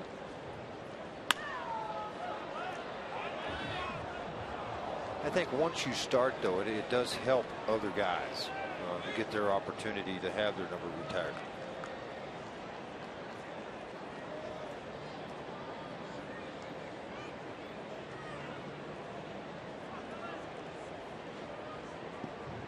It's the ultimate honor that a club can bestow upon a player in whatever the sport is. You know, the Avalanche, there was a good piece in the paper today about the 3 other teams in town and the numbers that they've retired. There's a ring of fame, as we all know, at Sports Authority Field. I don't think anybody's going to wear number 7 again for the Broncos. Doubt it. Yep. The Avalanche have had the occasion to retire some great numbers. 19, Super Joe, 16 years a captain, a Hall of Famer. Peter Forsberg's 21, retired. Adam Foote last year, Footer's 52. Retired. Bork's number. And Ray Bork. And Ray's was the only one that was, somewhat controversial because he didn't play in an Avalanche sweater very long, a year and a half, but what he meant to the game, and of course the Stanley Cup run in 2001. This ball pulled hard. It's past Michael Kadire down the right field line. Heisey to third is going to get a stop sign, and Hamilton into second with the double. This is why I think that guy, George, has a chance to be really special. We always talk about his speed, and everybody mentions his speed first. He can throw in the outfield, and his bat keeps coming along. Well, it's the first pitch they went inside with. Everything else was away, and he fought it off, fought it off, fought it off. And then he looked like a cutter or slider that came into the inner half of the plate, and he just smoked it right at Kadire. That's a good player. There's no question about it. I mean, Kadire kind of did everything he could do or think about wanting to do, and it's hit that hard right at you. Yeah, you come off that bag, Huey. You played some first base. You're about 87 feet away. Yeah, and you're not expecting really a Billy Hamilton to hook a ball and pull it that hard to you. Zach Cozart with 1 out. Lyles trying to preserve the 1-run lead. is tonight's Rockies game on television? It is, and it's the network window. It's the ESPN window, and Major League Baseball gave the Rockies a waiver because of the unusual circumstances of yesterday, and we will televise that ball game this evening. Dylan Axelrod, who came over from the White Sox in a minor league trade, making the start for the Reds. The nephew of Barry Axelrod. The agent, who now works for Arizona. Yeah, special assistant for Kevin Towers. Well, he was Kevin's agent. Yeah. Good job, security. Cozart looping line drive. Culberson can't get to it, and Hamilton is going to follow Heisey to the plate. It's a 2-run single off the bat of Zach Cozart, and now the Reds have taken a 4-3 lead. It looked like he just fought it off and just had enough to get it out of the reach of Culberson. Pretty good read by Hamilton. Well, yeah, with just one out, he's thinking, I just need to get this ball in play, and he had to pull his hands in because he was thinking opposite field the whole way. Just a foot away from the glove of Charlie. The runners, I mean, there's no stopping Billy Hamilton. He almost catches Chris Heisey coming to the plate. Heisey turns around like to tell him to stay up, and he's like, oh, never mind, just give me a high five. You don't stay up with it, Anna, baby.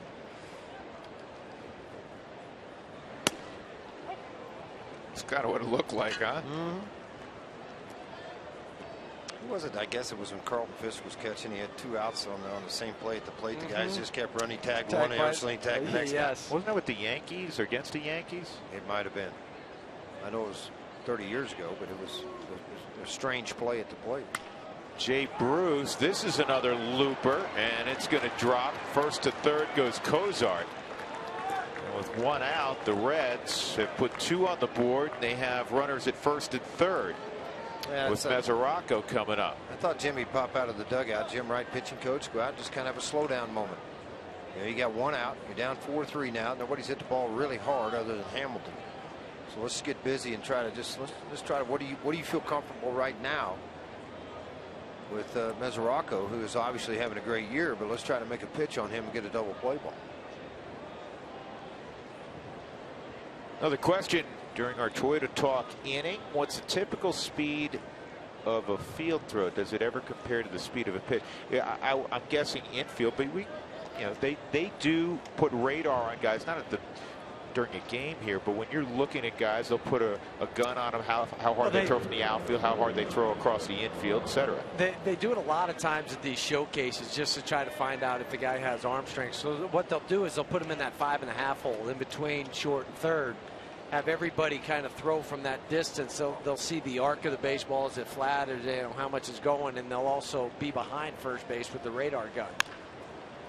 And it's just to see basically what the arm strength looks like. I think it was Pudge behind the plate was 92 or 93. Harry Kennedy was 91. I know of guys that are in mid-90s from the outfield, and Tulowitzki, I guarantee if you put a gun on him when he really gets behind the ball, he's in the mid-90s.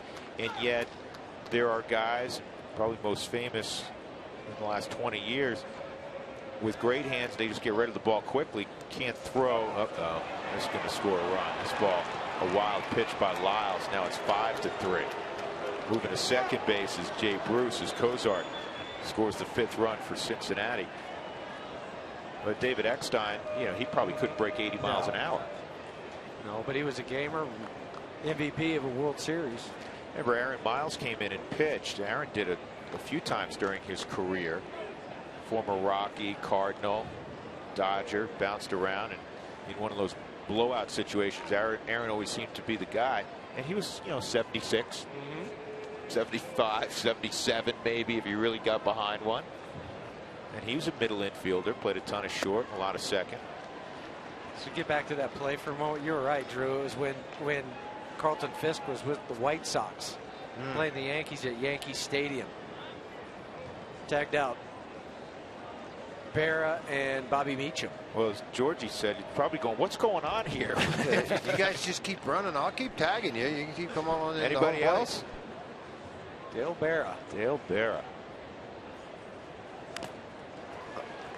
I think you got him again. Yeah, Dale Berra now, his brother Steve, they're running a lighting company, and then Yogi started some exercise places. You know, to go in and work out, do all the lifting and everything, and Dale was running that. Yogi's not working out. He's just Yogi's being Yogi. Yogi's being Yogi.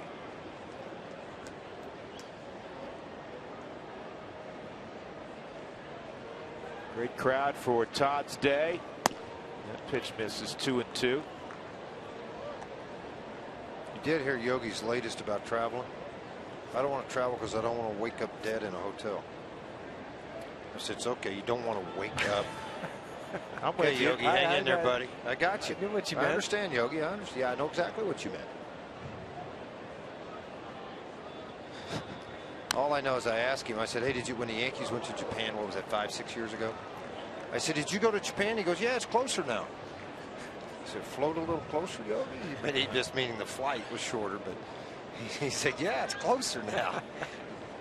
Listen, I'm just saying that you have done a lot of hanging out with Yogi, and every once in a while. I like throwing them out there. Every once in a while. Every once in a while they come out. That is fair. Oh, no. Oh, my goodness. How do you like that play? You know what? When Arenado finished throwing to Kadire, he almost landed on the tarp. Stop it. Wow. Almost every game we say wow because of the plays that he makes. Not hard hit. He leaps and tosses right at the cut of the grass and still gets Mesoraco by a step. And the throw's always perfect. On the money. Kids, you know, at home, I'm going to tell you something. If you watch Nolan early in games, preparation out here, and it's hard to because the gates aren't open, but he will do about 5 or 6 of those when they're hitting ground balls to him while batting practice is going on. And then the other thing, you watch him in infield, he'll stand almost as deep as the umpire is. And when they're throwing the ball around in between innings, and he makes that very long throw over to the first base area. Heads up. Ricochet, thankfully. Planned play. They had a plan.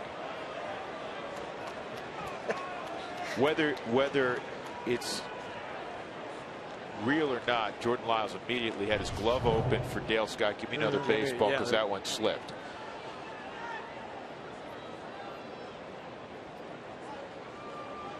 It missed by a lot. Obviously, came out of the hand, whether it was a breaking ball or changeup, whatever it was, it came out and missed its area by a lot. Mania walking an infield single. 1-1. No anger on that cutter.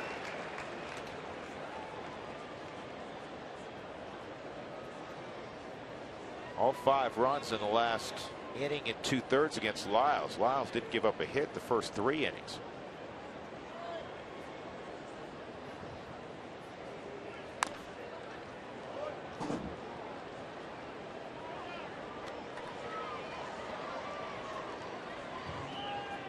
Lyles had 55 pitches through the first 4 innings. He's tossed 35 here in the 5th. And he's not out of it yet. Well, that's it. Franklin Morales is up in the pen for the Rockies. The new daddy had a baby girl a couple days ago. His wife gave birth. What did he tell us? 6 pounds 7 ounces, 6'10"? Something around that. Or a little after 5 p.m. He still had that glazed over, yes, he did. excited. I got to get home, get back to the hospital. This ball's pulled foul.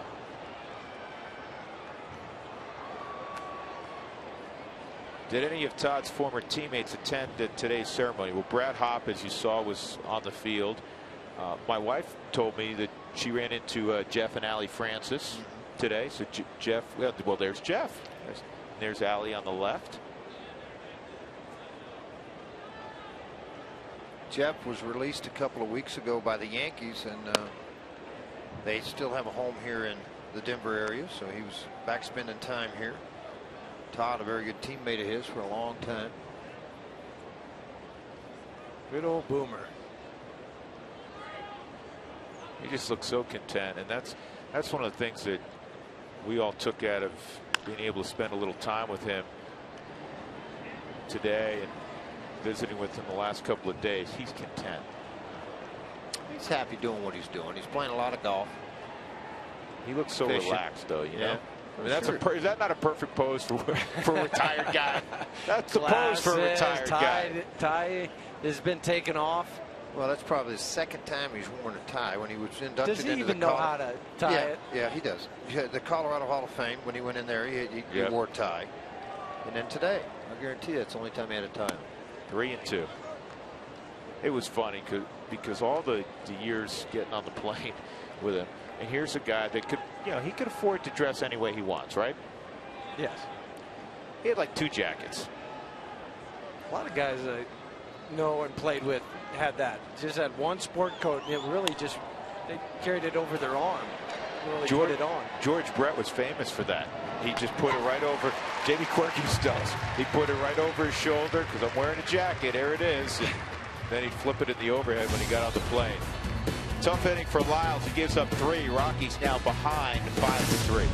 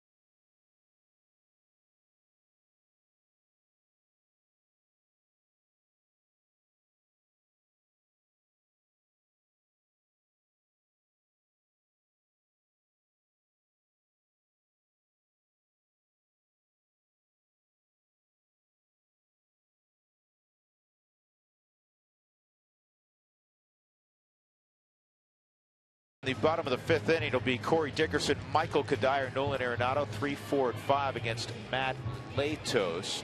And one of the great things going around, as you know right now, the Ice Bucket ALS Challenge, trying to raise money and awareness for the fight against that insidious disease. And somebody called out Helton recently. Mark, this one's for you. Woo! That is cold. Hey, Todd, congratulations on getting your number retired. Richly deserved. You're on deck.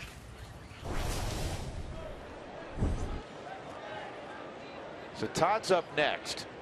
I think he's a little busy today, though. Well, he said he has 24 hours, Got though. 24 He's just hours. called out today. He's got tomorrow. I guarantee you go give him 100 swings in a cage, he'd probably come out here and make contact pretty good. Oh, I don't even know if he needs 100. Oh, yeah, he'd need 100. Did ask him about that. I said, will somebody ever drive by some batting cage in Colorado somewhere? So wait a second. I know that swing. He goes, no. I will bet you, though, that he's picked up a bat and kind of done his little, feel thing with it 3 or 4 times. He said he picked up some bats, but that was to move it. They were in a box to They're move it. in the way. Exactly. Move to a different corner. The thing about Todd, and we all witnessed this, swung on a miss by Dickerson. Todd literally was always swinging a bat. It was not limited to out on the field, batting practice, or in the cage where he worked tirelessly. Sometimes if you were going up to talk to him, you had to be careful because he was out in front of his locker taking real hacks. Well, he's just seeing the weight and the balance. How did it feel in his hand? Some guys will put it on the scale. Well, Todd was so precise with his swing and knew what it was like that he could probably feel if it was a quarter of an ounce off. Other guys had to put it on the scale and say, well, I can't use this one or I can use that one. It's amazing how great hitters know that, isn't it? Mm-hmm.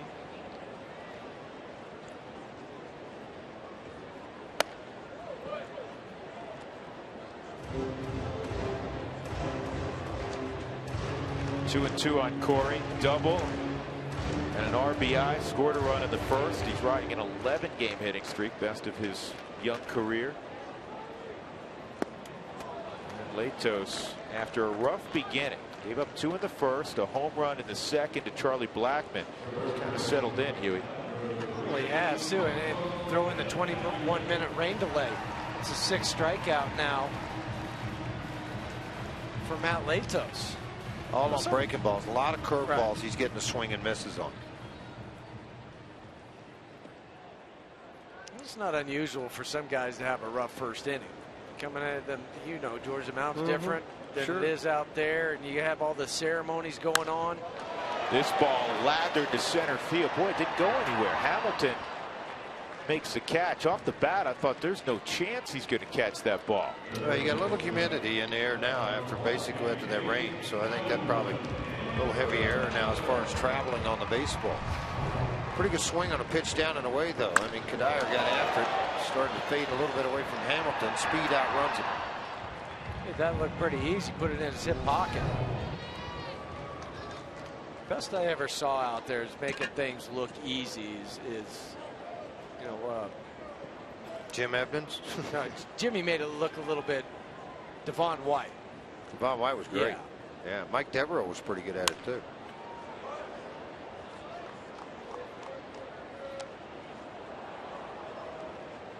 You know, the other guy that I liked too that played center field a lot was Finley. Made things look pretty easy down center field when he was young. As he got older, it made it a little harder to track things down. Well, Steve played for the Rockies for a minute. Finished his career here. Yeah.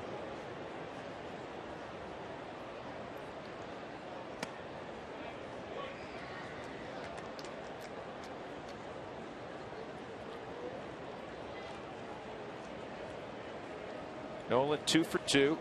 Got a 1-1 count.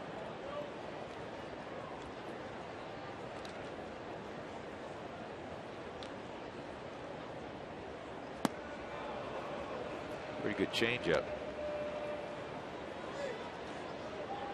It's kind of an Iron Mike motion out of him. He still runs it up to 93, 94, but he really keeps the ball right along the body line, so you just don't pick it up. And big man, Joe mentioned earlier, 6'6", 250, and then hides the ball for a long time. A little bit of hesitation over the rubber to make sure he gets on top of everything. Kind of reminds me of Sutcliffe, the way he stabs. It's not such on a the bad back. hook. Yeah, Sut had such a bad hook back there. But it's still a stabber. Yeah. And what I mean is when he drops that hand out of the glove and goes down, it stabs it behind his back. And what happens though is when it does get down there, the velocity, I call it the bottom of the arc velocity of his arm, becomes very quick. He generates, that's where he's generating all of his arm speed. It starts down at the bottom, what Jeff's talking about, when he gets right about, come on, start your motion. Right about here when he drops the hand there. And then that's when all of a sudden that arm speed starts. Yeah, Sutcliffe had the triple hook, double cow kick.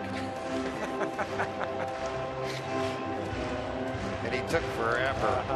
If you got on first base, you may as well just go like you could go to the hot dog stand and eat the hot dogs and hang out. You come back and the guy'd still be on first. And he hadn't thrown a pitch yet. You faced him in high school. He was a hell of a high school quarterback. He was a very good quarterback and actually had signed with Kansas to play football and basketball combination. Very good basketball player, three-sport all-state guy. 6'7". And taken in the first round by the Dodgers. No hit from Owen. Taken in the first round by the Dodgers, signed for $50,000. He'd get a little more today. A little bit, yeah. That'll bring up Michael McHenry. Michael has walked twice against Latos.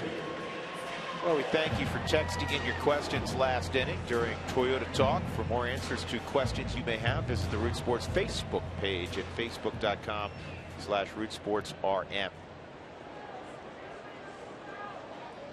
Get a double dose of questions today, because tonight the Rockies will play the game that was missed yesterday against the Reds. We'll have it for you beginning at 7 o'clock.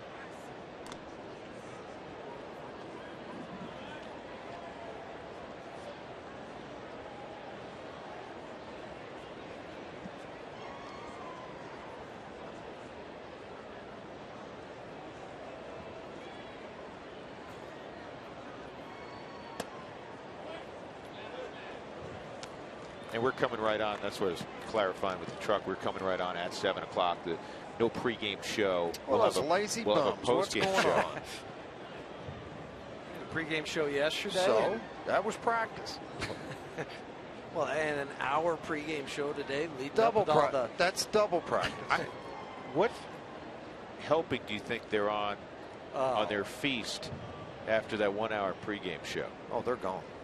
If they didn't have to do 1 hour, they got to do a post-game show. Post-game. They got post-game late tonight. Well, we had a little rain delay. I had because I flew in this morning from Tulsa, so I sprinted down, and there was numerous people of characters from the pregame show that were eating breakfast again. How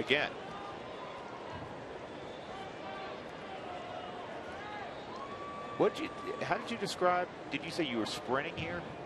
Yeah, I kind of had a fast-paced walk to walk a couple blocks to get in here with the traffic. Does Huey like to see you sprint?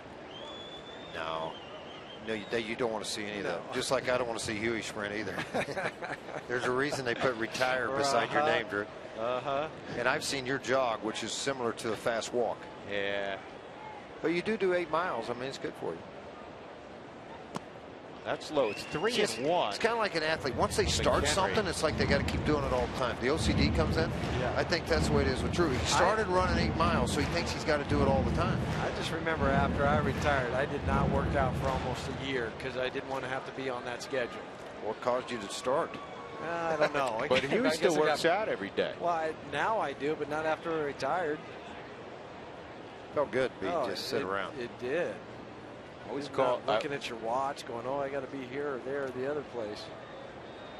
Huey stays razor lean, despite his penchant for having dessert after every meal. I do like my desserts. Yes, you do. But as I say now, I just play for the tie. Yeah. McHenry with his 3rd walk of the day, and now Rutledge coming up. He's hit the ball hard twice against Latos. He lined out to Schumacher, and he hit a ball to deep center that Billy Hamilton tracked down that you and I thought may go out of the ballpark. Didn't really travel. We saw that with Kadyr's swing earlier. But think about all these guys in this inning. Nolan 3 for 3. Michael McHenry 0 for 0 with 3 walks. Now you mentioned Josh flying out to deep center field. Now this is why Jeff Beagle, the pitching coach, is out there. So you got 2 quick outs, and now you're in danger zone again.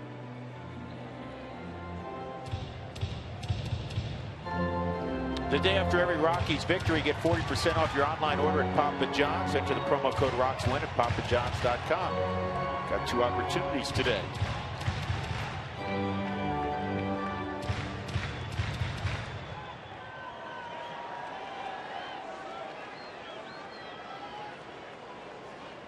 That'd be a great time for Rutledge to snap an 0 for 14 slide. We said he's hit the ball hard twice against Latos. Rockies down 5-3, bottom of the 5th inning.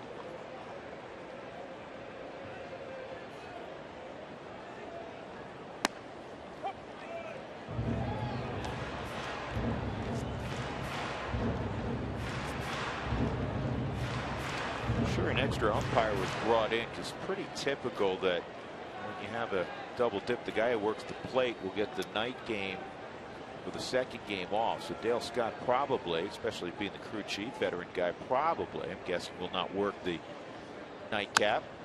I was laughing. Eddie Montague, who's one of the supervisors now, was downstairs. And I said, "You come in for the 2nd game?" He goes, "No, I'm good. I'm good." He said, "I haven't been to Colorado in 2 or 3 years, so it was nice to make a trip." And I said, "Oh, and it just happened to be Todd's retirement." He said, "Exactly." How long did Eddie umpire? A long time. 25, 30 years, at least. maybe? Yeah, at least. Been very good at it. Eddie used to be a National League umpire, right, George? before they brought them all together under the same umbrella. Right. Low ball umpire. Not like Frank Pulley, the late Frank Pulley. Very good umpire also. I'm surprised any of them talked to either one of you guys. They love us. They love us, Drew. Eddie Montague, 33 years umpiring.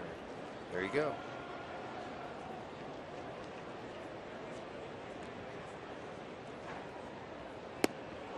And Rutledge a strikeout victim, so the Rockies leave 2 aboard in the 5th. We'll go to the 6th. The Reds 5 and Colorado 3.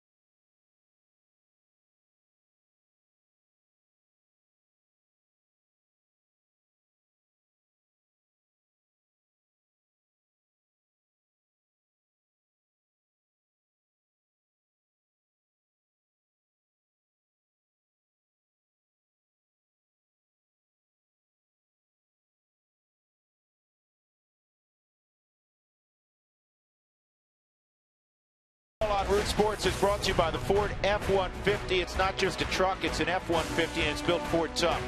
By Southwest Airlines, find our fares online only at southwest.com. And by CenturyLink, your link to what's next.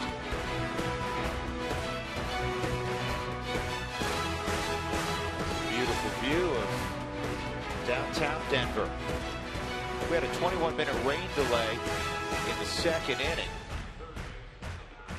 Rockies had an early 3-0 lead. They now trail 5-3. Jordan Lyles' afternoon is complete. Franklin Morales will take over.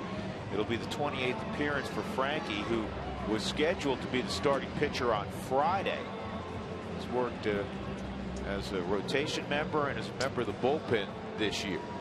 Really a valuable guy in that regard, because you know that, you know, if you ask him to start, he can go out there and throw you 100 pitches. If he's called upon in the bullpen, he'll give you 2 or 3 innings, and then he can sit for a few days, go back out and throw there. And so when he wasn't able to start on Friday night, they said, okay, we'll slide him to the bullpen if he's available on Saturday. Of course, the game was canceled last night. Today, the chance to get some work in with the off day. You can put him right back in the rotation when his spot comes up available again.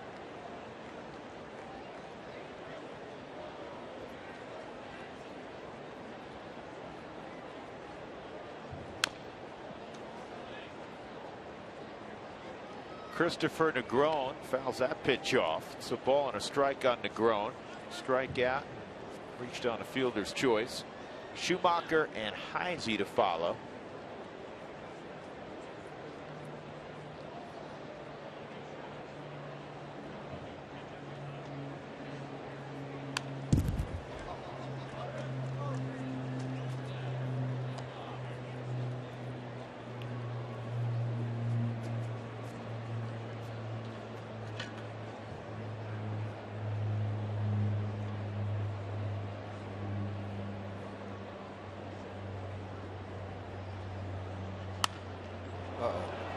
He had a deep left field. Yep. And Dickerson's going to run out of room. Caught in the front row. A home run for Negron. His 4th of the year. He's sprinting around the bases. That's the fastest trot I've ever seen. I would consider that a trot. That was a sprint. 6-3. They got after it in a hurry. Look how the ball out over the plate, maybe trying to cut or run a slider down and in, and just forgot to slide and stayed about belt high, cut right into the swing of Negroni, hit it out of the ballpark. Skip Schumacher 0 for 2. A little fashioned here, isn't it? He's thinking I got a double. So then he got his legs really loose here when he went around first. As he got to second, he started feeling a whole lot better, and he just said, hey, I'll just keep it up all the way around. No pitcher's going to accuse him of showing them up, huh? No. It's used to how you had to do it at the end of spring training when you'd run that inside the park home run. Drop the bat, run, and go. One of your conditioning drills. 21st home run given up by Franklin. It's a lot.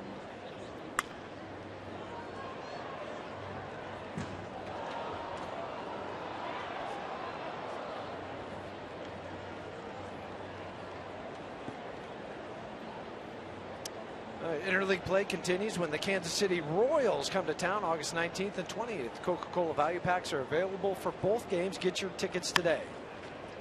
And that's through the left side, a base hit for Schumacher. 6 runs, 7 hits for Cincinnati, 3 runs, 8 hits for the Rockies.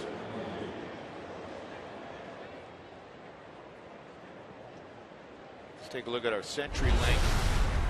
What's next? Here's the starting pitching matchup later on this evening. Johan Flande for the Rockies and Dylan Axelrod. The White Sox last year made 20 starts last year with the Chi Sox, called up because Homer Bailey's on the disabled list. Axelrod just was traded over to the Reds back on July 16th for cash.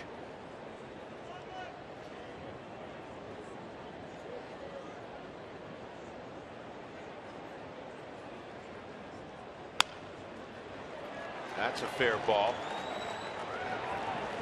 into the corner, and they're going to stop Schumacher at third.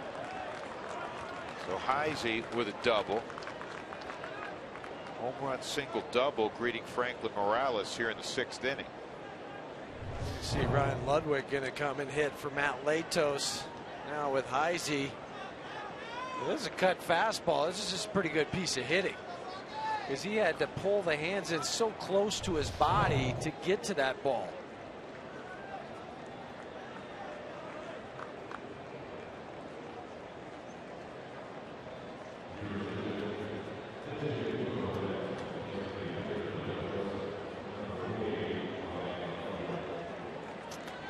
Ludwig 2 for 10 pinch hitting.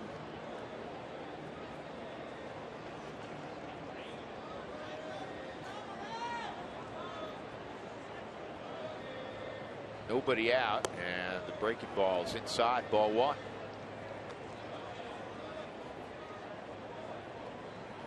Rockies have been very good at home against Cincinnati the last few years. They've won 15 of the last 22 matchups.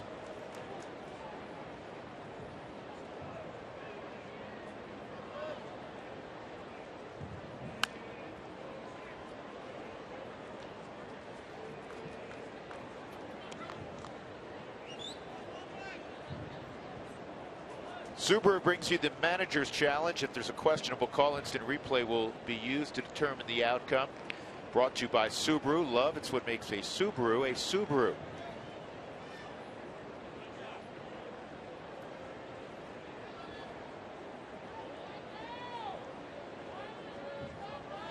You have to play the infield in, try to cut off any more runs. And Ludwig hits this in the air to deep enough left field that it'll get another run home. Throw goes to third. Schumacher scores run number 7 for Cincinnati. All of the runs in the last 3 innings. Jordan Lyles was terrific the first 3.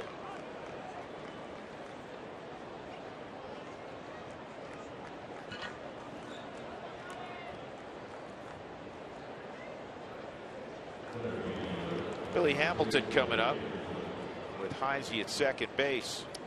Coca-Cola value packs are the best deal in town. It's available Friday, August 22nd, Saturday, August 23rd against the Miami Marlins for either $59 or $79, depending on seat location.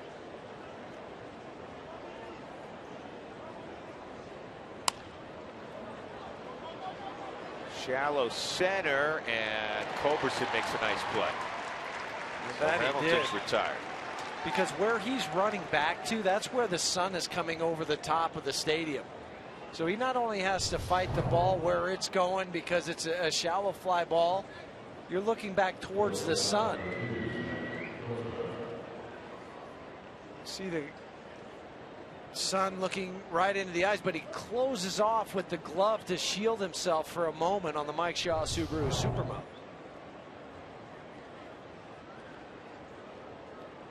Zach Cozart drove in 2 with the base hit in the 5th inning.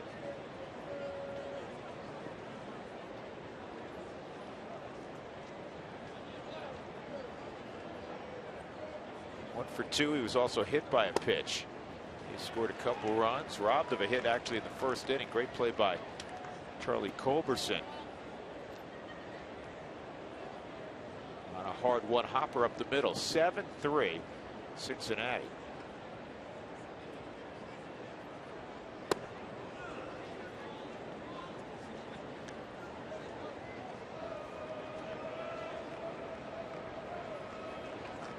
Cincinnati in one of those situations, always scoreboard watching. Yeah. Cardinals beat the Padres today 7-6. Pittsburgh in the 6th, leading in Washington 2-0.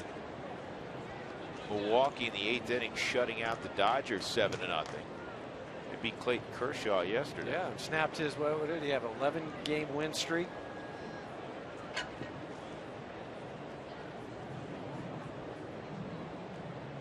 Dodgers a 4.5-game lead in the NL West. Cozart walks, and that'll bring up Jay Bruce.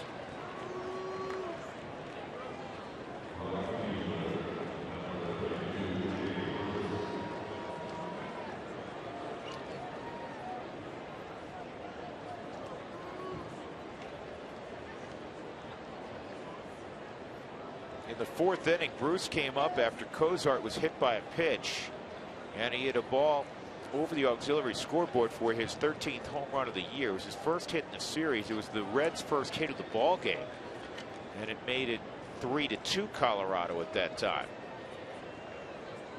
They have dominated the game since then. A couple nights ago, you mentioned Jay Bruce, just 27 years of age. He's now made 888 appearances in right field. Well, you know who's in front of him by a game in terms of appearances in right field. Come on, Huey, you always know such things. I was just waiting for you. I mean, I didn't know if it was a rhetorical question or you were asking me. Ivel Goodman, 889 games in right field from 1935 to 1942. A cousin of yours? Absolutely. I think. We'll just go with that. Sure. I'm going to claim him. Okay. How could we not be related? I don't know. So I just say we'll go with it. He has 4 letters in his first name. I have 4 letters in my first name. Same last name. 2-2 on Jay Bruce. Batting average down, home run numbers down this year for Jay Bruce. Last year he hit 30. The year before he hit 34. The year before that he hit 32. His 6 straight years of at least 21 home runs. 2-2. And that's strike 3. 2 runs in the inning for Cincinnati. Chris Negron, a leadoff home run, and Cincinnati has a 7-3 lead, middle of 6.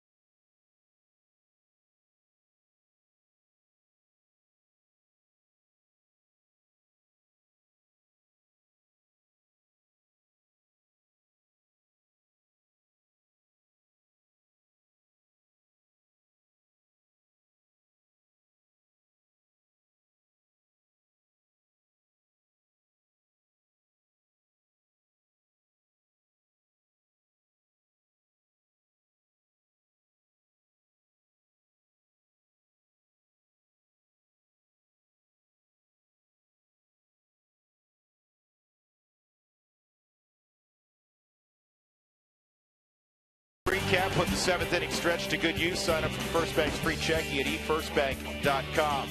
Rockies got off to a great start. They were up 3-0. Charlie Blackmon hit a home run, his 15th. That came in the 2nd inning, but it's been all Cincinnati the last few innings. Bruce, a 2-run home run. Christopher Negron, a home run a few minutes ago. So the Rockies have some catching up to do. And Matt Latos, who was pinch hit for last inning, leaves on the plus side, and Sam LeCure comes in for the 47th time, veteran Cincinnati reliever. Yeah, and he's had his struggles, some ups and some downs, and that's why they really moved him out of the high pressure innings and situations to back him off a little. But lately for LeCure, his last 16 appearances, he's posted a 2.63 ERA, so that's more of what they kind of expected from Sam. And Sam's going to throw a fastball, 88, 92 miles an hour, curveball, changeup, and slider. The line on Matt Latos, 5 innings, 3 runs, 8 hits. He walked 3. He walked 1 guy 3 times. That's Michael McHenry. He struck out 7. So this one, the rest of the way, is on the bullpens. Culberson will lead off. For the moment, Morales is in the on-deck circle. It's one of those difficult things. There's not an extra player here because it was not a scheduled doubleheader. The other thing, too, was Justin Morneau with his his neck. Which may force Walt's hand here in the 6th inning, and may be forced to hit Frankie. That's tough. I mean, you may be looking at a 3-man bench right now, and then when you're talking about arms, you have a whole other game to play. And with all due respect, Johan Flande has been good typically for about 5 innings. Right, and you're still probably down Belial today after the number of pitches he threw the other night. Yeah, absolutely. And maybe Nick Masson. So my guess is Morales is going to have to swing the bat here. Well, there's nobody warming up in the bullpen. That's a pretty strong indication.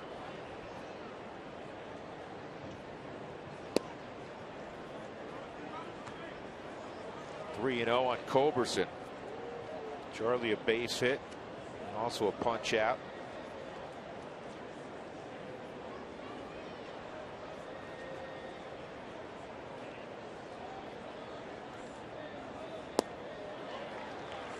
The Rockies, you'll take that. 4-pitch walks, but that'll get the blood pressure of the opposing manager just scalding hot. You have a 4-run lead. You bring in your reliever and a 4-pitch walk.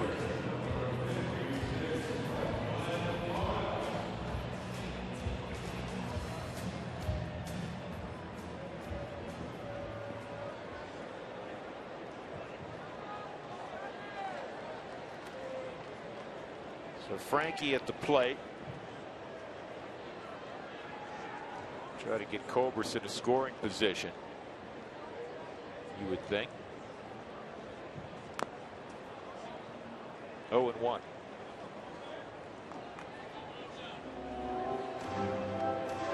Well, they were really charging hard on the corners, especially Negron at third base. And he was so close. And that ball was crossing home plate that he could have almost run behind the plate and catch it. Maybe he'll just start charging like right now. And he's going to go to second. They get the out at second.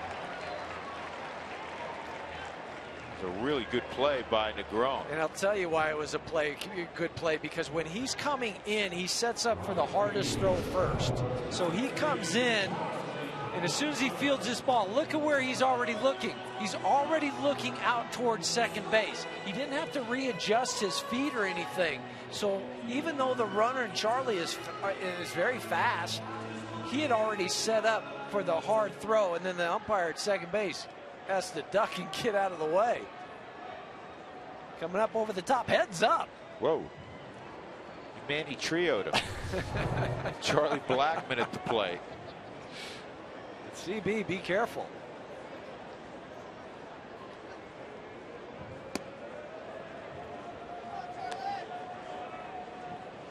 Let's got to be one of the more nerve-wracking places to be for an umpire when you have a runner on first and you have to slide in there about 85 feet away for an umpire behind the pitcher's mound. That ball's foul.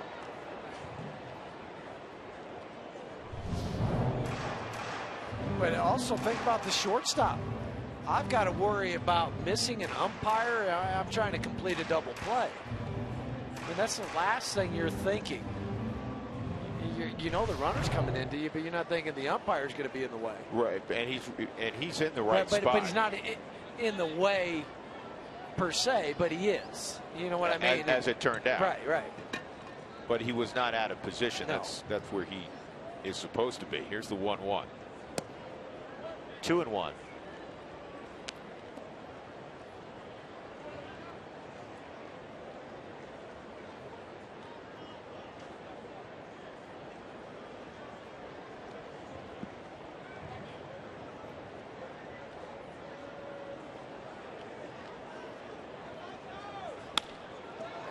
This ball's lifted to right center field. Billy Hamilton's got his glove out. He'll make the catch. 2 outs. And that'll bring up Drew Stubbs. Drew a double and a run scored in the first. Also a ground ball to short and a strikeout.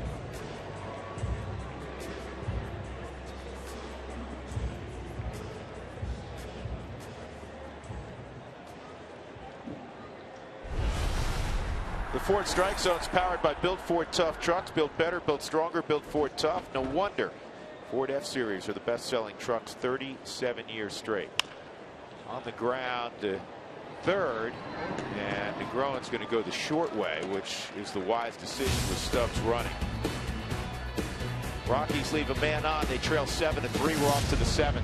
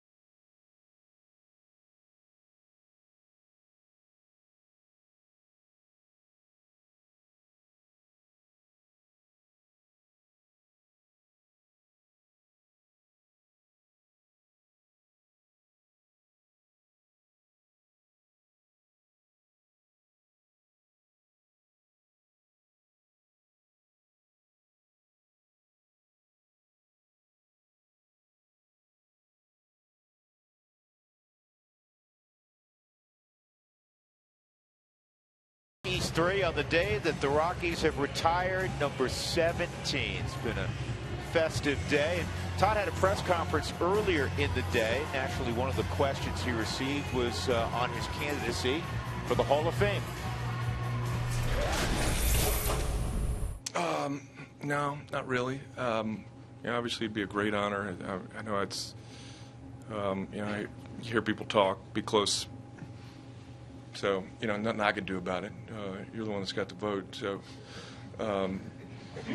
just one. We'll put in a good word for me. And who he was referring to is our very own Tracy Ringlesby, who's a member of the Hall of Fame, the writers' wing of the Baseball Hall of Fame. And Tracy did ask him that question, and he knows he has Tracy's vote. That was kind of a humorous little exchange. And there's the Cowboy. And Spilly. Spilly, if you're paying attention here, we're getting hungry up here. No, he's not. He's getting ready for the postgame show. Devin Mesoraco's 0 for 3. He'll work against Franklin Morales here in the 7th inning. 7-3, Cincinnati. Mesoraco was robbed last time up by Nolan in a gorgeous play at third base.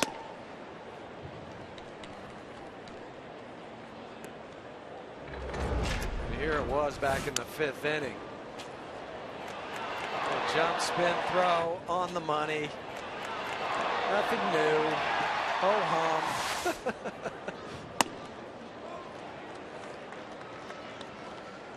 He's something special. He is. 1-2 on Devin Mesoraco. I was sitting with the scout yesterday having lunch or dinner, and he said, "Hey, Nolan." He goes, "Oh yeah, Brooks Robinson." That's about right. Uh-huh.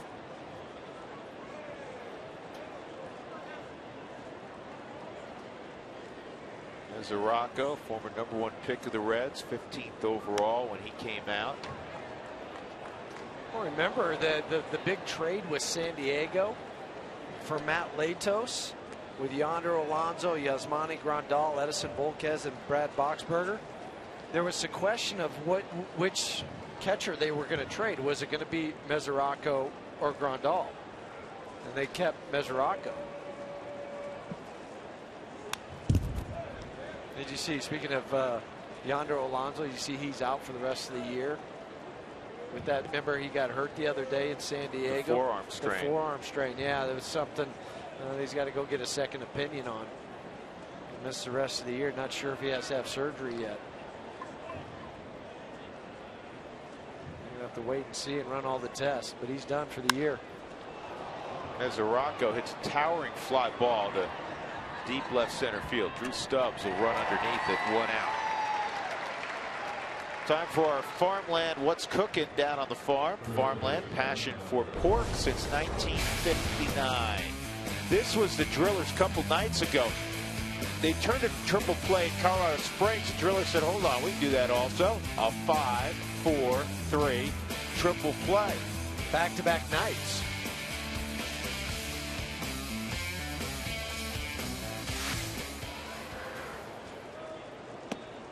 Brian Pena at the plate. He takes ball 1.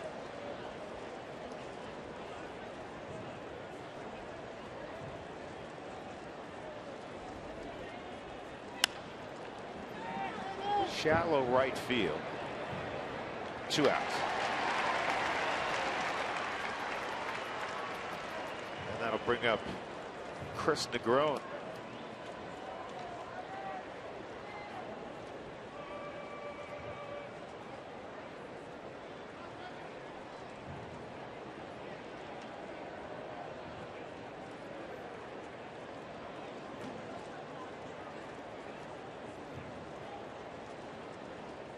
Well, we just learned that the Rockies and Reds will get a 26th player for that second game. And the Rockies will bring back Ben Paulson, so they'll have an extra bat on the bench, being 1 short and really 2 short.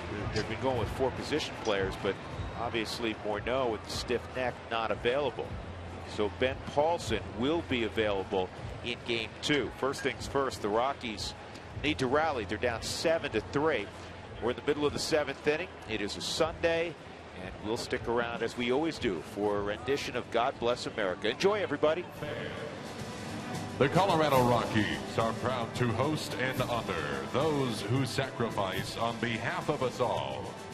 With us on the field today is Aviation Electricians Mate Second Class David Vaughn. Aviation Electricians Mate Vaughn joined the Navy in 2007, and following basic and advanced training was assigned to HSC 21 Blackjacks based in San Diego, flying the SH-60 Seahawk helicopter. While assigned, he was involved in joint service humanitarian relief operations in the country of Kuwait. He was recognized for superior performance on numerous occasions, earning the Navy Achievement Medal and receiving the Command Coin from a number of top military officials. He is joined today by his wife, Melissa, son, Sage, and daughter, Ivy. Fans, please give a warm Coors Field Heroes welcome to aviation electricians mate second class David Vaughn, and all of our nation's brave men and women, as well as the families of our heroes. We thank you for your service and sacrifice.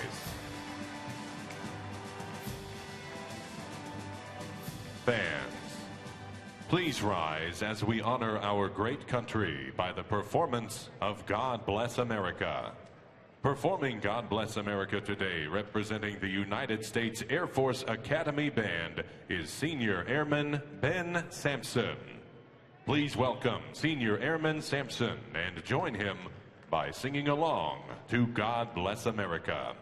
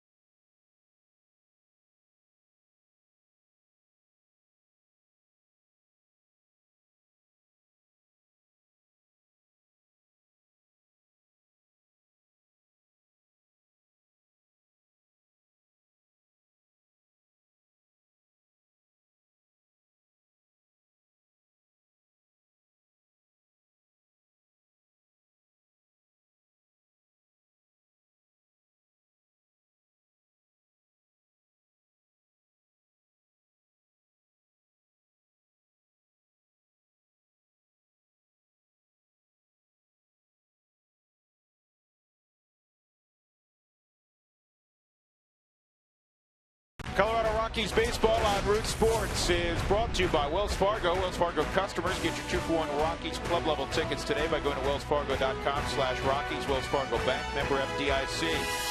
By Frost Brewed Coors Light, the world's most refreshing beer. And by Xfinity, ask about the X1 platform to make your future awesome. Drew Goodman, Jeff Hewson, George Frazier, Mark Stout from the ballpark as the Rockies begin the bottom of the 7th inning with Corey Dickerson.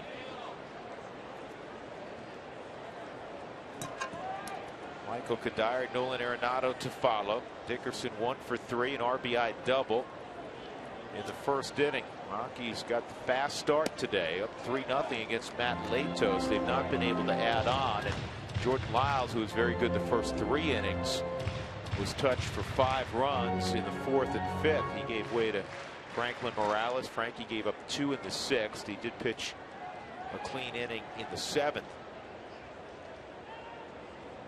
Sam LeCure in his 2nd inning of work.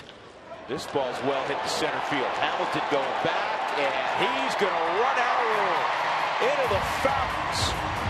Corey Dickerson with his 17th home run of the year.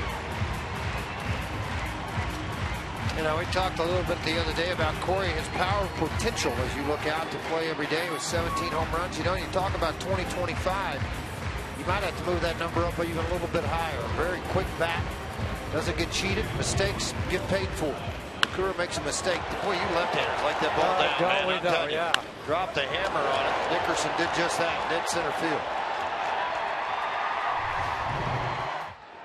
The 2 hits he's had today. It was a double, strong double down the left field line, and then a home run to dead center field. Jeffrey, all year, we put his spray chart up the other night when we were in San Diego, I believe, and he literally a third of his hits basically to left, third to center, third to right. Well, that was 28, 32, 32 was the breakdown prior to that, and that was over in San Diego, so obviously more hits now than tack on to that. And he's riding an 11-game hitting streak. Michael Kadire with an 0-2 count. He lined out to pretty deep center field his last time up. And this is slowly hit to third, and there'll be an infield hit for Kadire. That was the only option for Negron to come in and barehand that. I think there's only one third baseman in the game today that's going to make that play, and there's a Colorado on the front of his jersey, and he's coming to the plate right now.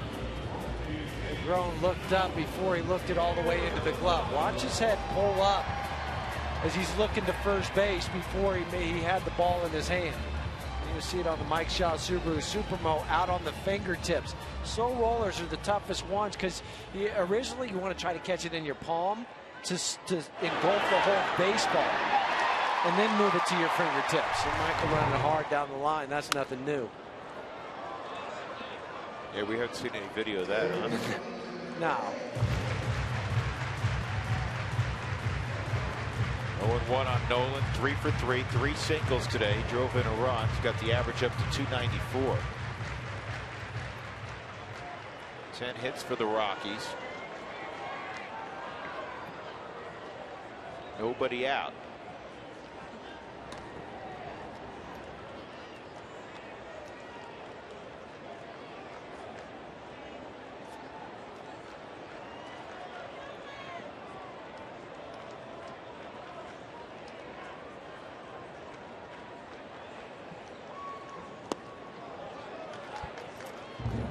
First 10,000 of the Rockies Royals game on Tuesday, August 19th will receive a coupon for a $1 hot dog. Get your tickets now for the Hebrew National $1 hot dog.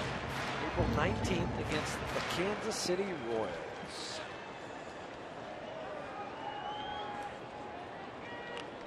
One and one. Get out of play. Oh, what a catch.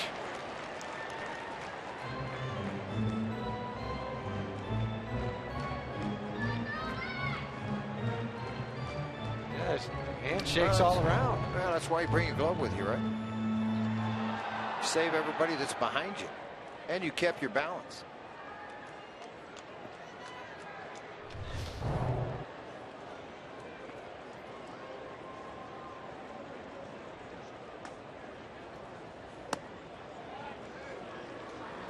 Two and two.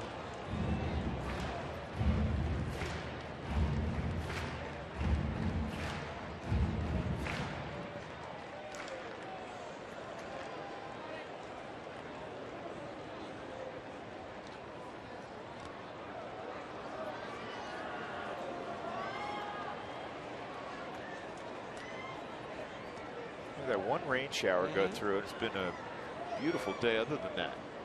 Temperature pleasant 81 degrees.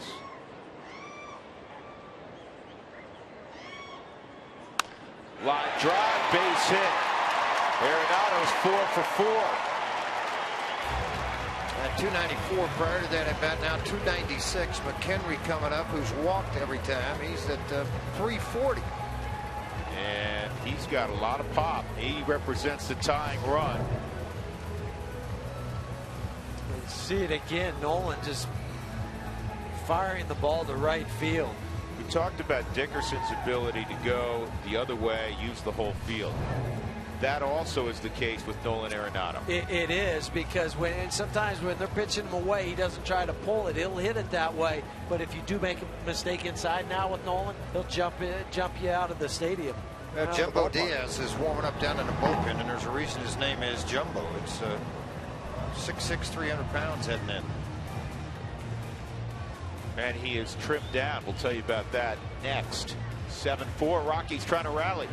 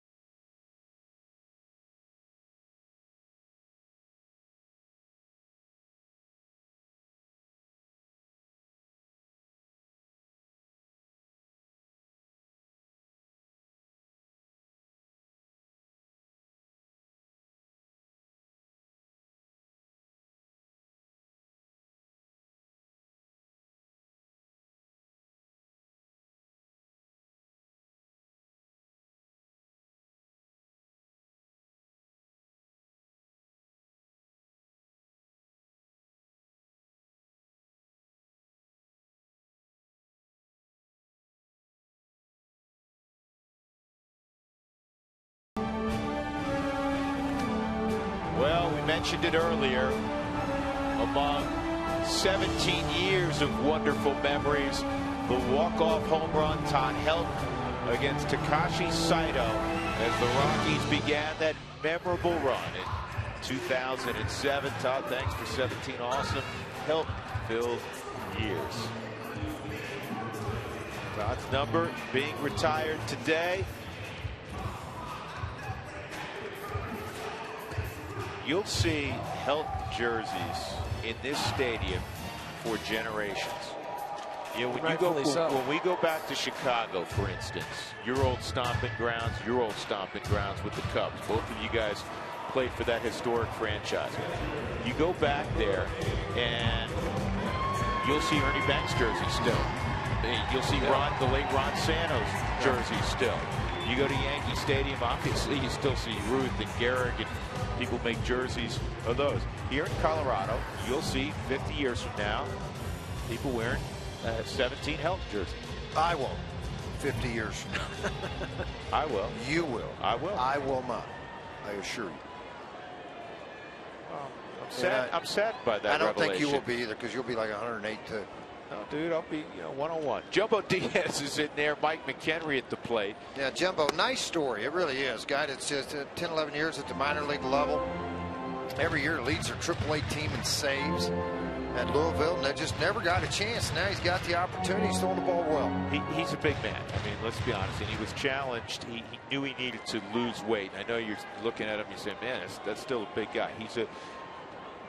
He has lost 75 pounds. He was a really big man. I mean, he throws very hard. Yep, that's a base hit, George. They're going to stop the lead runner, Michael Kadire, at third. And now the bases are loaded. Nobody out with Rutledge coming up. McHenry's been on 4 times. 1 for 1, 3 walks. Well, he finally got a pitch that he could handle. The other times they weren't giving anything to hit. Now Jumbo Diaz comes in with the fastball. He turns on it.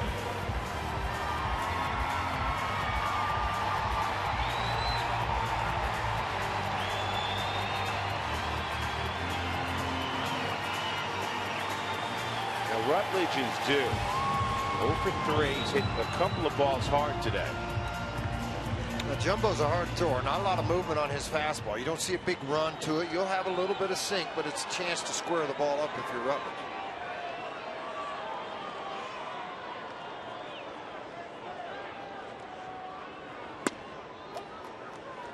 cruised over at 98 miles an hour. That qualifies for being a hard thrower. Well, and this is the inning you really want to do it because the shadows are starting to creep in, and you don't want to have to worry about seeing Chapman in the sunlight shadow as hard as he throws anyway. Now, when you play the Reds and you're behind, it's an 8-inning game. Yeah. Now while the sunshine is still in your favor, use it. 1-1. Jumbo's always been a guy that threw extremely hard. He just didn't throw an awful lot of strikes. That was his biggest problem. In the last couple of years, the light switch has gone off. That last fastball, 99. Native of the Dominican Republic. His given name, Jose.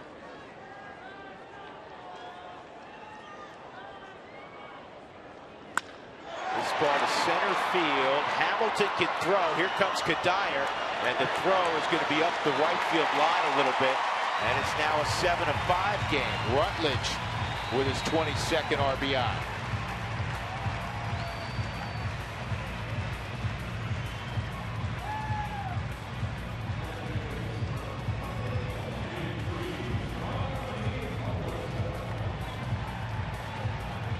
Charlie Culberson with Brandon Barnes now in the on-deck circle. Nice piece of hitting from Josh. Yeah, that came up a hit, but it comes up an RBI. You're right, 99-mile-an-hour heater, and you're able to hit it deep enough into center field to be able to get the run in.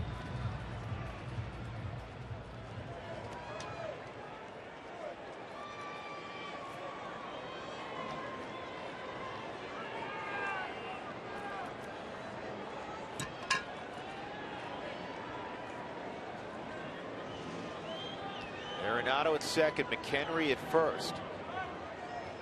Pitch to Culberson outside. Charlie Huey's been able to accumulate a bunch of at-bats of late, and that's got to be real helpful here for a guy that typically is a spot player. Yeah, because now you can get into a rhythm. You get into patterns on how they're pitching you, and also just your mind is in a better place. Well, I think you see the ball. When you see it more consistently like that, you're not surprised coming off the bench playing late in games, some guy throwing 98. Well, you're not as surprised by it. It kind of reminds you of spring training. You rack up all those at-bats in spring training, everything's good, and then you come to the beginning of the season, and you don't play as much then. And so your timing gets out of whack.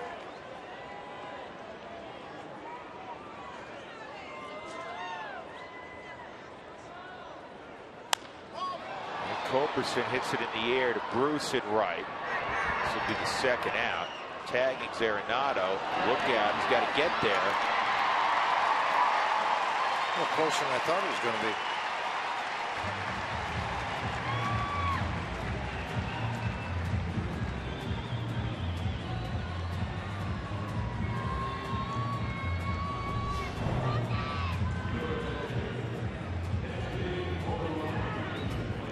Nolan was coming in. You're going to see the slide to throw. He's ahead of it by 8 to 10 feet. Ball wasn't caught at third base.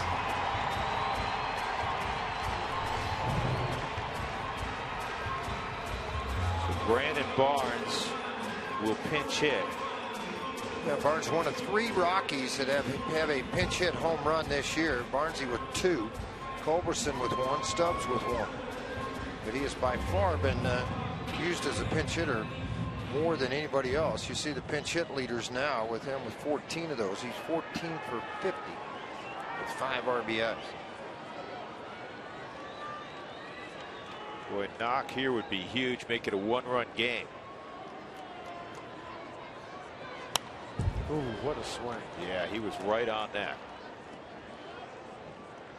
98 miles an hour. You're coming off the bench, belt high. But as a pinch hitter, I think you watch more times than not, they're going to fire on that first pitch. Oh, yeah.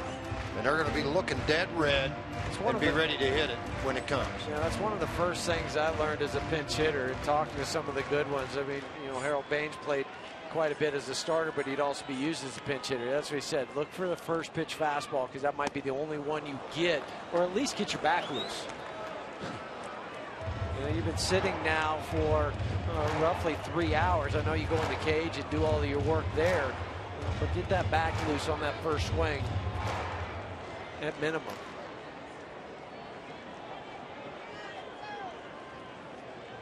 Two strikes on Barnes.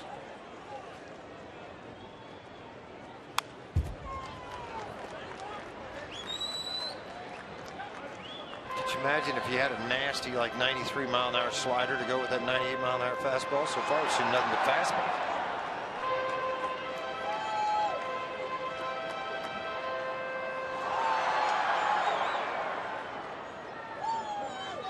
Bottom of the 7th, 2 home for the Rockies. Runners at first and third. In a 7-5 ball game, they trail.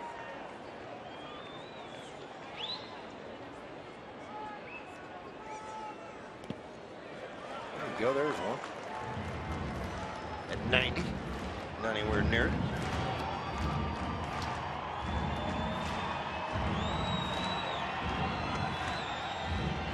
Boy, they got some big fellas in that pen. Jumbo and Jonathan Broxton. Go down to your local NFL club and play offensive tackle. I was thinking more than anything, get in front of them at the spread after the game. Exactly.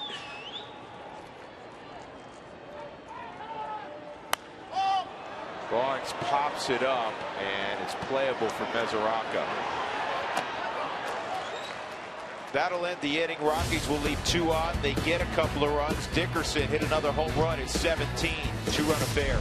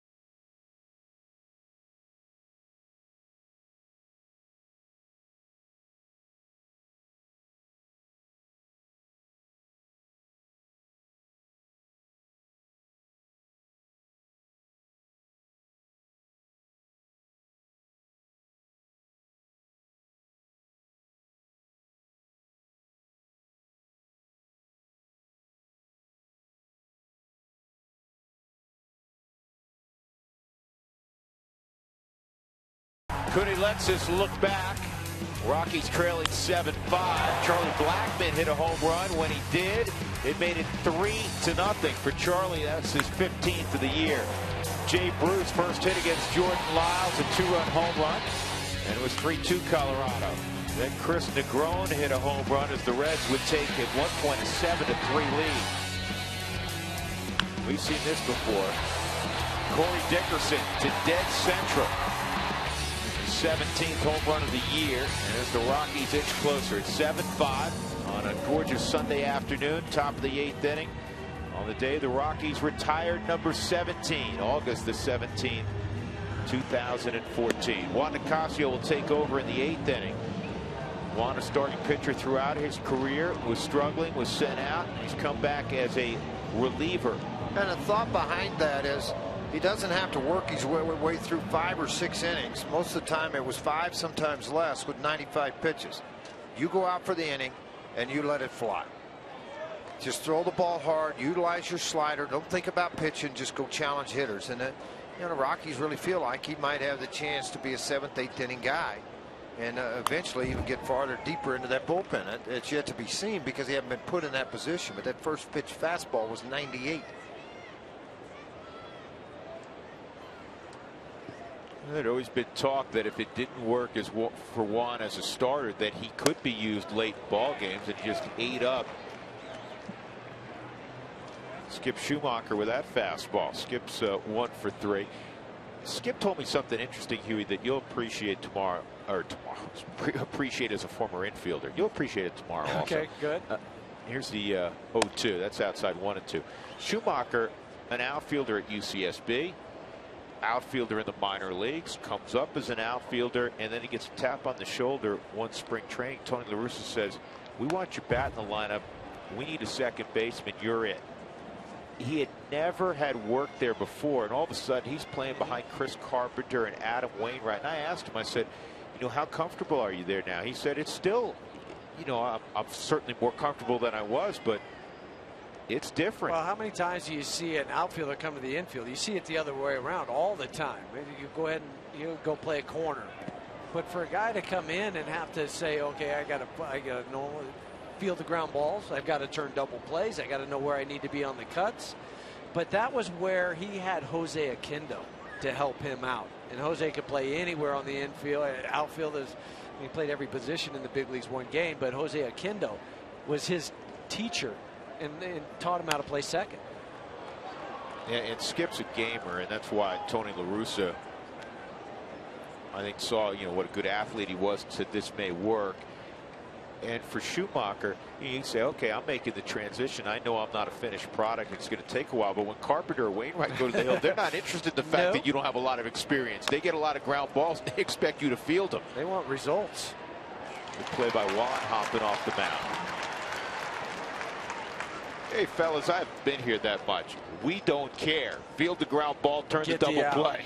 Exactly right. Well, RBI Baseball, it's back with all 30 Major League teams, and 2014 players get the retro 2-button style baseball game you've been missing. Visit RBIGame.com for more details and download today.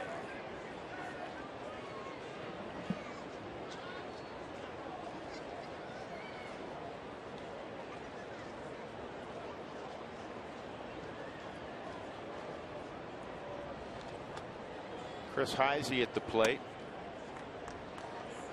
Starting in left field game 1. He has a few starts in center field. That spot's pretty well manned by Billy Hamilton these days. 1 for 2 and a walk. The one was a double in the 6th inning.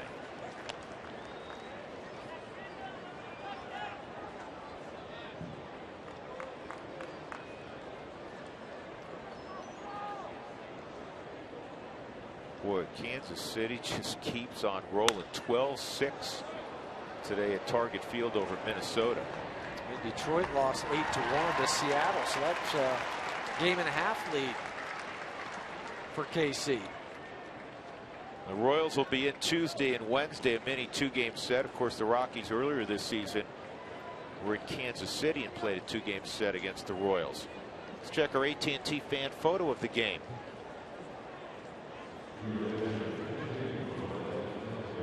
Isn't this appropriate? Todd did a whole lot of that in his career, and I'm sure he still does. Adored by fans, young and old, but a special place in his heart for all the youngsters that would come up. Tweet your photo to #COFanPhoto for a chance to be shown in an upcoming game broadcast brought to you by AT&T. Jack Hanahan's the pinch hitter, and it's 1-1 on Hanahan. Hanahan had his first hit of the season the other night. Double to the right center field gap. Threw the ball right by him. I got a little bit elevated. Tell you what, McHenry's been beat up a lot today. He got that foul tip right on the thumb.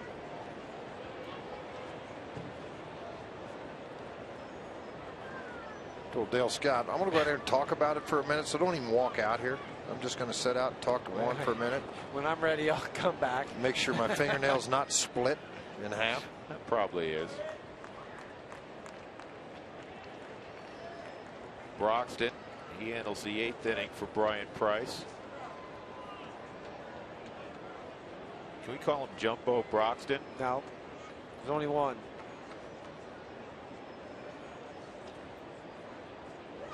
Outside, 2-2 at 96 on Jack Hanahan.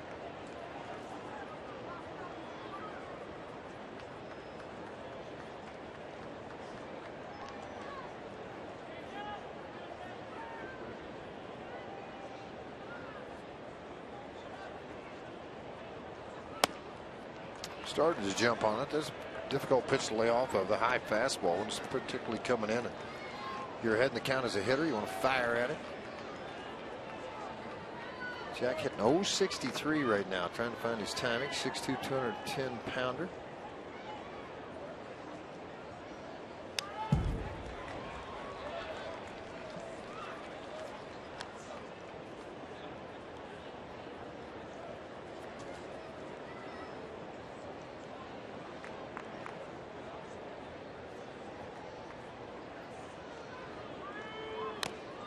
Another foul ball. Oh. They get him again. Yes. Just gonna have to crank up the ice bath, George. This is not going to be a fun time for him. This time it's out on the end of the fingertip. Okay, only got a couple more to go right here. Oh, that was a delayed owie too. Mike Shaw Subaru Supermo, they love it when they show him acting like that as a little kid when it's in slow motion.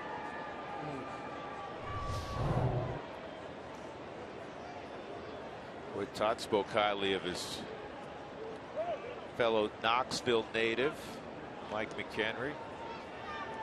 How much he appreciates how he plays the game and his ability to swing the bat. And Nicasio wins the battle.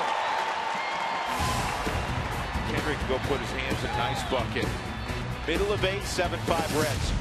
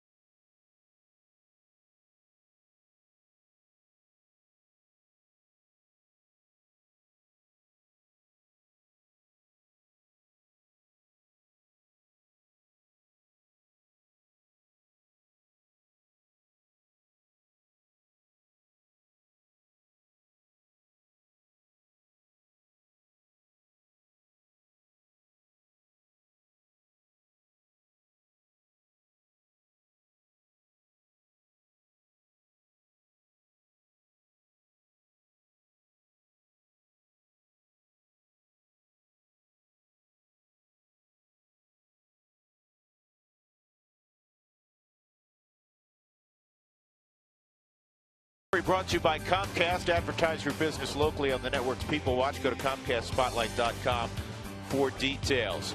Jay Bruce has hit a home run. He's got a couple of hits. The Rockies have a 4-hit ball game from Nolan Arenado. Third time he's done that in his career. Blackman's hit his 15th. Dickerson his 17th. But right now the Rockies need more runs. They're down 7-5. Drew Goodman, Jeff Houston, George Frazier, Mark Stout at the ballpark this afternoon. Will once again carry that ball game to come up at 7-10 this evening to make up for yesterday's postponement. Jonathan Broxton, the former Dodger closer, is on here in the 8th inning, and it'll be Blackman first, then Stubbs, and then Dickerson. Hopefully other Rockies to follow. I see the ERA of 147. That's third in the National League and 8th in all of baseball among pitchers with at least 45 appearances. He's kind of rediscovered his form that he had when he was with the Dodgers and closing all those games. Still brushing up there at 94, 96 miles an hour. Last pitch 95. Well, he got to the big leagues in a hurry. He was, what, 21 when he was closing games for the Dodgers? Big kid from Georgia.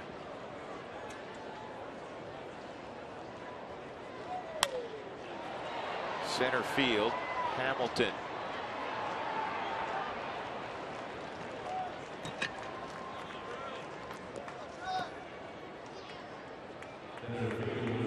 Drew Stubbs will come up. If your windshield's damaged in any way, call SafeLight 303-287-5000 to schedule an appointment, or you can reach them online at safelight.com.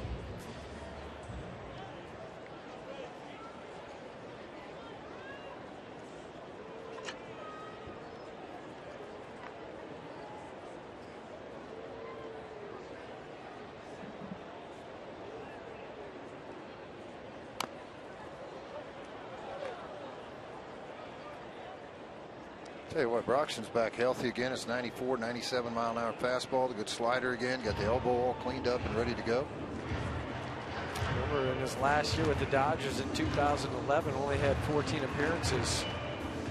He's battled a lot of injuries. Good to see him back out there again. Great guy.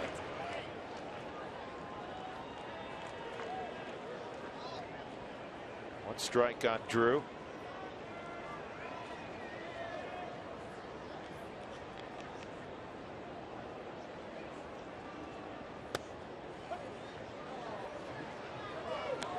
That was a hard running fastball at 95 with some heavy sink. Worst thing you can do with that pitch here, in my opinion, is guys try to jump on it and pull it instead of just trying to go with it right back up the middle. Yeah, but with that movement, 95, you're thinking I got to get my hands inside of it and try to hook it. Ooh, we got away with one. 97. Those aren't the ones you expect at 0-2. No. But you know, I'm seeing a lot more guys, hard throwers particularly, will take the ball. They'll take the ball a lot of times. There's some Helton fans, obviously. And they're trying to go up into this area now. Trying to get the swing and miss up and out of the strike zone. Tough to get on top of that ball. Going back there. Ooh. They got that one down a little bit. That was in the happy zone. Broxton's career high in saves came in 09 with the Dodgers when he saved 36. That's when they had that run. It seemed like they're just running out hard throwers one right after the other. He struck out, fellas, that year 114 in 76 innings. How many hits did he give up? 44. Exactly. That any good? Yeah.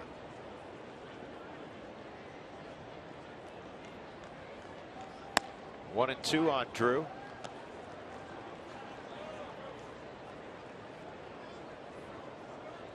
Twice Broxton's been an all-star, 09 and 2010.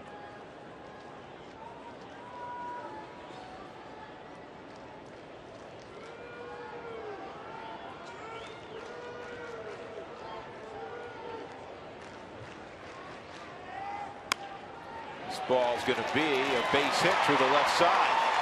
So that'll get the tying run to the plate with one out in the 8th inning. Second hit of the ball game for Stubbs. Who Wants Tacos fans, follow at @RootSports_RM on Twitter to receive alerts for the Rockies taco special, and the Rockies score 7 more in a ball game. Hopefully that's what's coming up here in the next inning.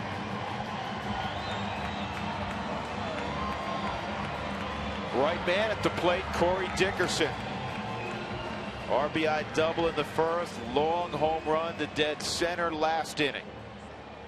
Hitting .325 on the season. Just doesn't have enough plate appearances to qualify for the batting title. He'll probably get, yeah, he does, because, you know, with all the injuries, with Cargo down for the year, Dickerson's not coming off the field now. He will end up qualifying, barring the unforeseen.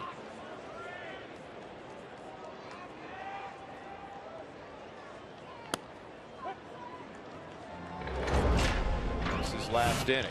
On the 7th inning, he just jumped on this liqueur pitch and drove it out to dead center field with plenty of distance. 415 out there, and it was still another 10 or 15 feet past the fence.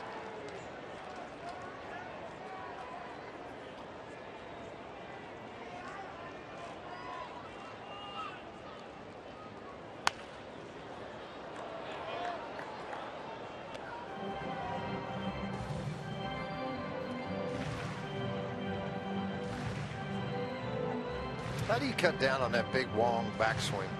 You don't. You know, where you keep hitting catchers all the time? I don't think you do. I think catchers have to take notice and move back 3 or 4 inches. I mean, this is part of his swing. He got Mesoraco earlier in the game. Well, and I mean, he's right on the back line of the batter's box, so he's not out of it. But just by the time he finishes and follows through, it's so high and so long that you're going to catch a catcher. Stubbs takes off, and the throw is not going to get him. So Drew with his 15th stolen base. By having a nice year. It's not just the bat, it's and the defense, but it's also the offense that he brings with his legs. Been a very solid year, George. You're absolutely right for Drew Stubbs. And he gets a nice pitch to throw on. Stubbs just outran everything. Here, let me ask you a question. Why is he so far up in front of the bag to receive the ball? Yeah, that's not what I would teach. Look how far he is. He's almost a stride in front. Yeah, because you have to reach so far back. Didn't you teach straddle? Straddle, and then if you had to jump in front, you did. But straddle, the ball's going to get faster to you if you let it travel than going to reach and come back. Well, they teach the same thing, again, Huey, as you well know, to catchers. Don't go reach for the baseball, because the ball at 90 or whatever it is traveling is going to get there quicker than you. I know we're talking about hundredths of a second, but that could be the difference between safe and out. Right, and for Drew also where he slid on that stolen base to the backside of the bag. So you add another distance of the bag from where you catch it, your foot in front, reach back, all of that takes time. But an 875 stolen base percentage. Outstanding. And the other side of that is, too, I think, too, as a base stealer, you're going to know where Cozart stands an awful lot. If he's way up in front of the bag, then you're going to adjust your slide to that. Yes, good point. 1-2 on Corey Dickerson. Ooh, he got one there. They wanted that ball in the outer half of the plate, and it was on the inner half. It had good velocity, obviously, at 95, but I think it was a pitch Corey would like to have one more shot at. Coming back in against him. Look at this. See, they want that ball in that outside corner, and they just threw it on the inside. But again, 95. It's tough to pull the trigger quick enough to get there on the Mike Shaw Subaru Supermo.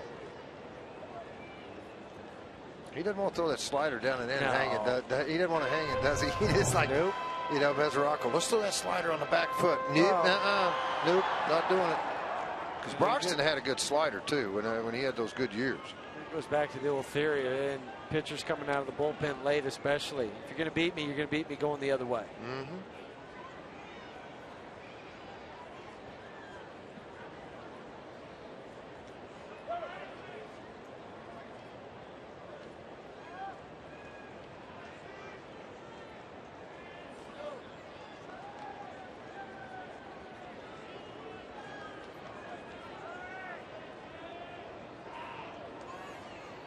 I don't know if you notice what Mesoraco did right there.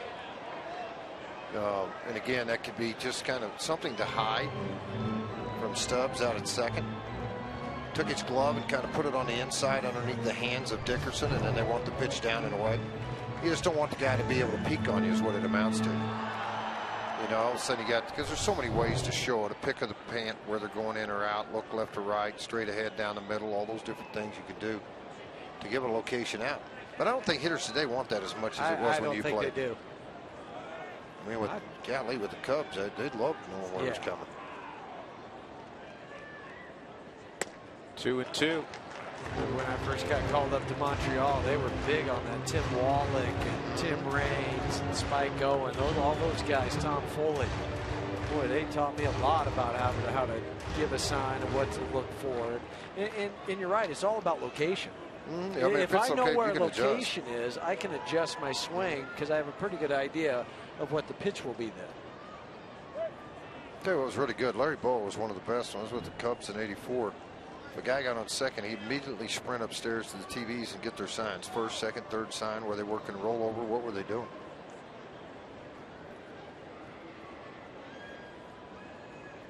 Broxton in a battle with Corey Dickerson. Stubbs at second with one out. Rockies down 2. And it's 3-2. Michael Kadire on deck.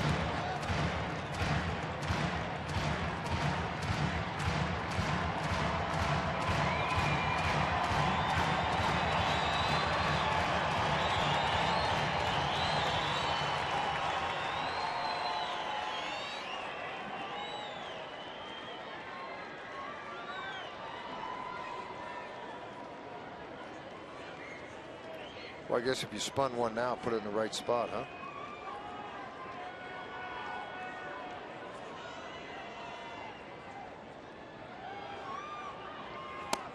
Good eye. That's a heck of an at-bat by Corey Dickerson.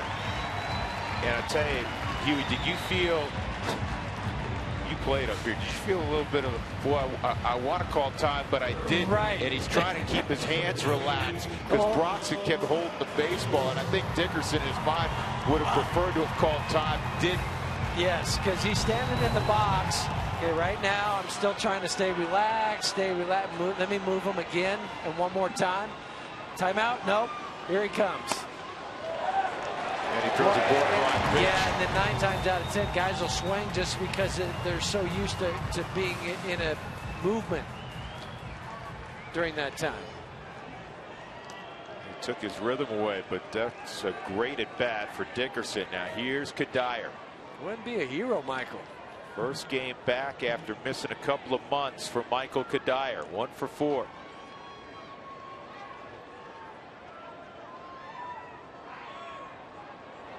I just had him check too and see how many multi-save innings. Maybe Chapman might have had an inning and a third. 0 on the year.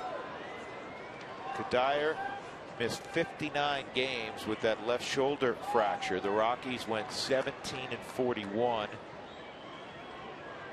17-42 in his absence. This ball on the ground is short. It's going to be a double play. So Broxton gets Kadire to roll into a 6-4-3. We'll go to the 9th. 7-5 Reds.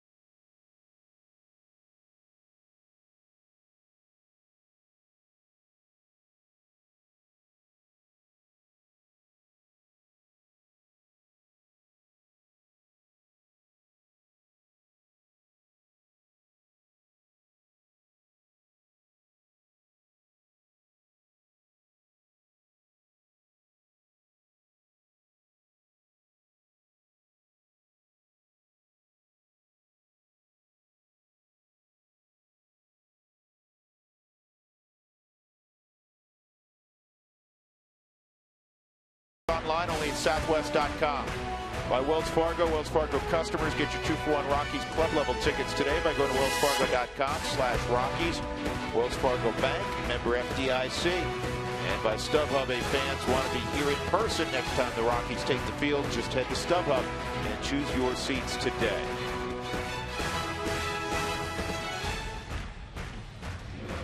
Reds have come from behind. They have a 7-5 lead as we go to the 9th inning. Rockies had an early 3-0 advantage. To center field we go. A preview of the Toyota postgame show with Mark Stout. Mark? Indeed. Let's tell you what's coming up after the game. How about #retire17? We'll relive Todd's day and talk about Todd Helton, number 17. What an afternoon. And #outstanding, that play by Nolan Arenado. If you didn't see it today, you got to watch in the postgame. One of his best of the year from the third baseman. Let's go back to the guys. We get to the 9th. Mark, thank you. Rex Brothers will throw the 9th inning. Try to keep it a 2-run game. He'll face the top of the Reds order, which means switch hitter Billy Hamilton will lead it off. Hamilton a double back in the 5th inning. Part of a 3-run Reds 5th. He's 1 for 4. And Hamilton loops this to left center field. It's going to drop. Yeah. Great effort out there by Dickerson, and Hamilton is safe at 7. Great effort by Dickerson, who's just now getting up. You know, and I might want to have checked that one at second too. Make sure Dickerson's shoulders are right. Jammed him, came in with a pretty good fastball, jammed him. Dickerson comes flying in. You always worry about that when you spread out to try to get there. And then Stubbs recovered to the baseball in a hurry on a Mike Shaw Subaru Supermo, just off the end of the glove. And then it's that pressure and your body weight going against that area that's in an awkward position. Just don't have time to brace yourself.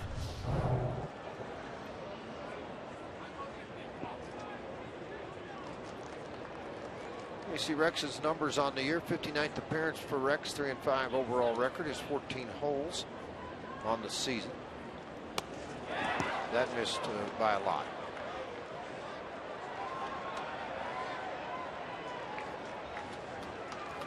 Yeah, very uncharacteristic of Rex to miss this much. He's going to force the Rockies to bring the infield in. And he got one of the fastest guys in the game at third base. I mean, he's walked some guys this year, but he hadn't missed by that much. Boy, it's been contagious, infectious, however you want to describe it. The number of wild pitches this year. 58. This is a soft liner, and that's gloved by Rutledge. Cozart retired. Bring up Jay Bruce. 58 wild pitches, including 2 today. Chapman is getting loose as we expected. The Reds bullpen. Well, the Super Suites Conference Center at Coors Field is available for your game day or non-game day meetings. Groups of 25 to 200 will enjoy the views of the city as well as the baseball field from this unique meeting space. And Corey apparently okay out there in left field. Looks to be. Jay Bruce 2 for 4.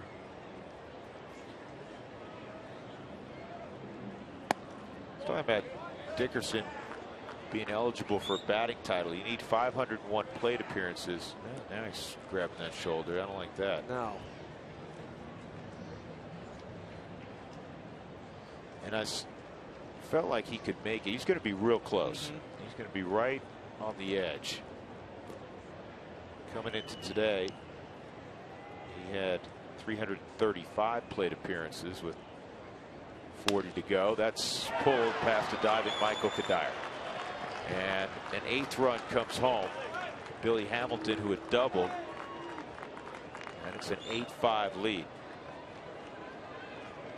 Jay Bruce with a 3 RBI ball game. 50th RBI on the season for Jay Bruce.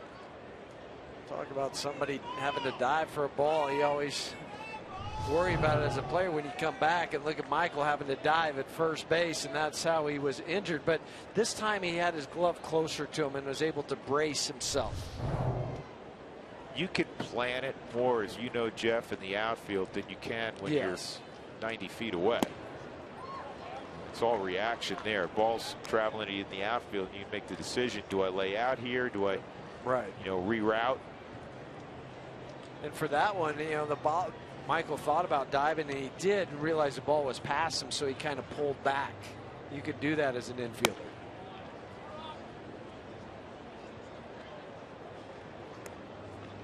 Jay Bruce with his 4th 3 RBI game. Devin Mesoraco at the plate. He's 0 for 4. Flied out to deep center field his last time up.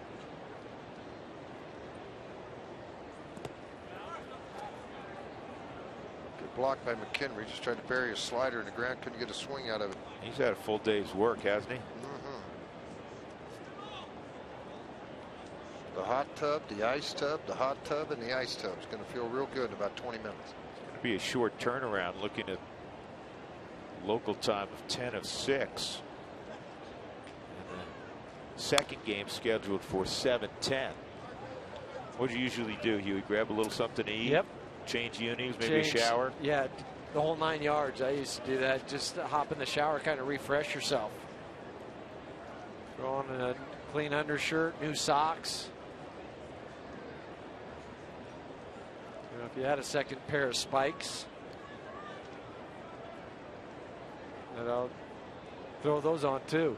And today they have like 45-second pair of I was just going to say, if you had a... Well, yeah, I should take that back. Come on now. No, if they're ready to go, not just in the box. Everybody's locker looks like a Foot Locker, right? Like a shoe store.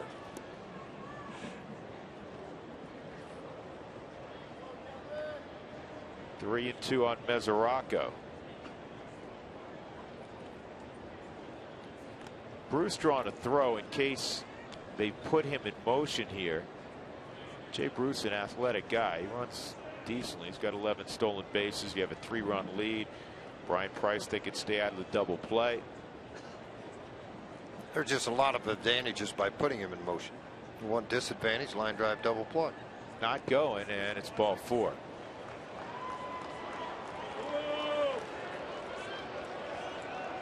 Brian Pena will come up. There's no action in the Rockies bullpen at all. This is Rex's inning. Try to get out of this thing. Got a bloop single to the left, soft line drive, and then a hard single on the ground, and now the walk. Pena, a walk, an infield hit. 1 for 3.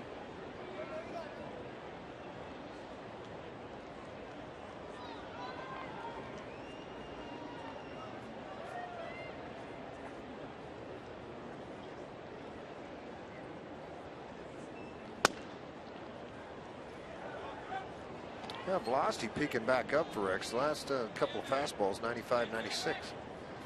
Just the command of it hadn't been good.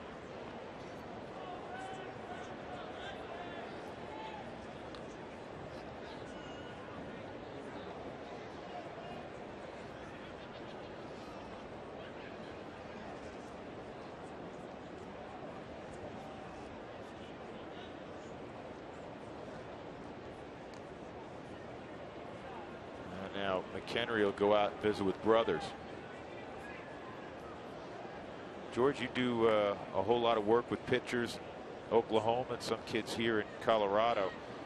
Do you see something different with Rex this season than what we've seen in the past? Well, I've seen a little quicker, a little bit longer arm action. I mean, I'm a quick twitch guy coming out of the bullpen. He was quick twitch, meaning that the arm action was very quick on the backside. It didn't get down really long. On the front side gets a little bit higher at times it doesn't. It's a broken bat, Brian. You trust me, we could hear it up here. He's looking at the bat. Does it still work? Nope. But you know, there's so much video to go study now to compare from last year. You can stop, start, get everything fixed, and do so many different things that you can look at from that perspective. You know, a lot of times sometimes when you throw the nasty pitch and it gets hit, you start thinking, am I tipping pitches? You know, am I holding my glove a certain way on a fastball, different way on a slider?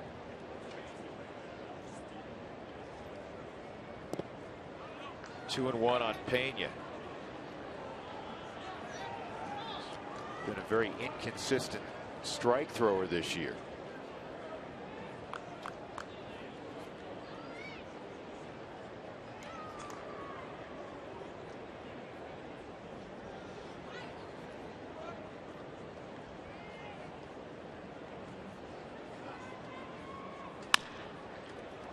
On the ground, and it's going to hop through, and they're going to send the runner, and Dickerson's throw is high, and everybody's going to move up as McHenry had to leap. Bruce scores. Mesoraco ends up at third, and Pena at second, and now the game's getting away from the Rockies. It's 9-5.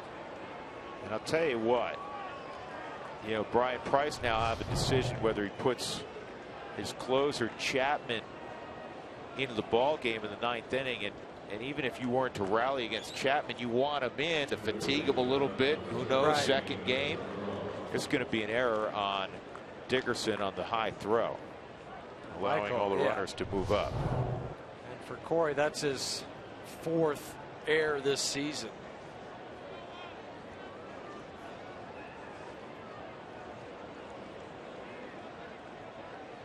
Infield in with 1 out, and Negron at the plate takes a strike.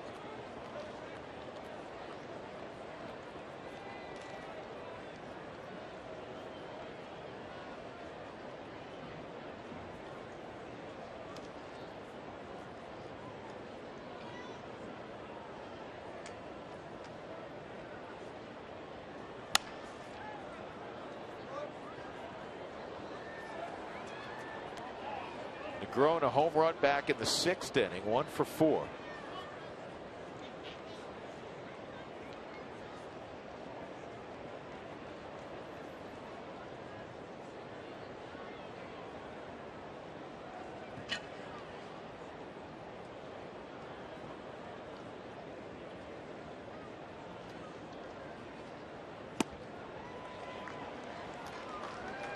Strikeout and a groan for the second out. That'll bring up Schumacher.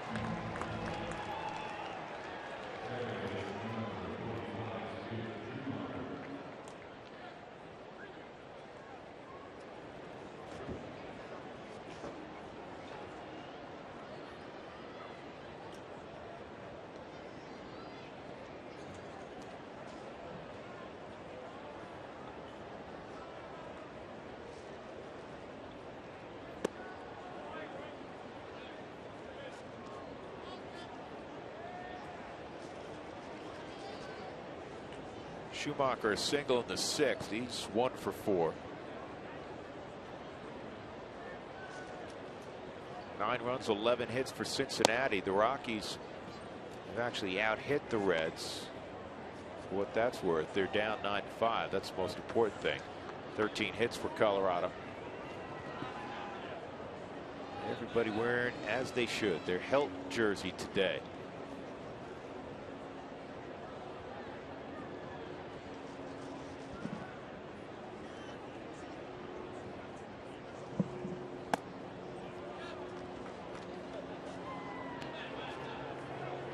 It's 3-0 on Schumacher, and this just tells you how much Reds is struggling. He's left on left.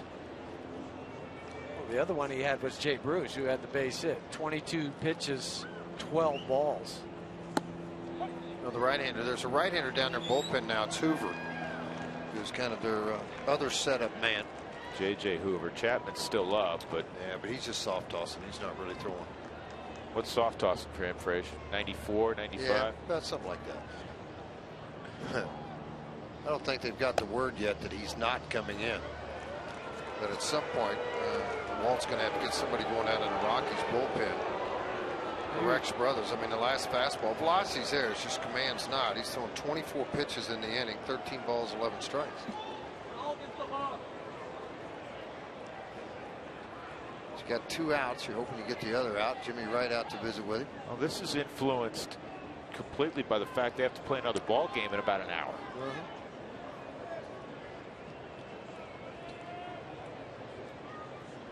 Now let's go back to something. Everybody's yelling, throw strikes. Nobody wants to throw strikes more than Rex brothers right now. Nobody wants to throw quality pitches more than Rex. It's been a battle. Like his mentor Matt Belisle, he's always a stand-up guy. He's in front of his locker after every ball game, even in this season, which has been unfortunately a difficult one for the young left-hander.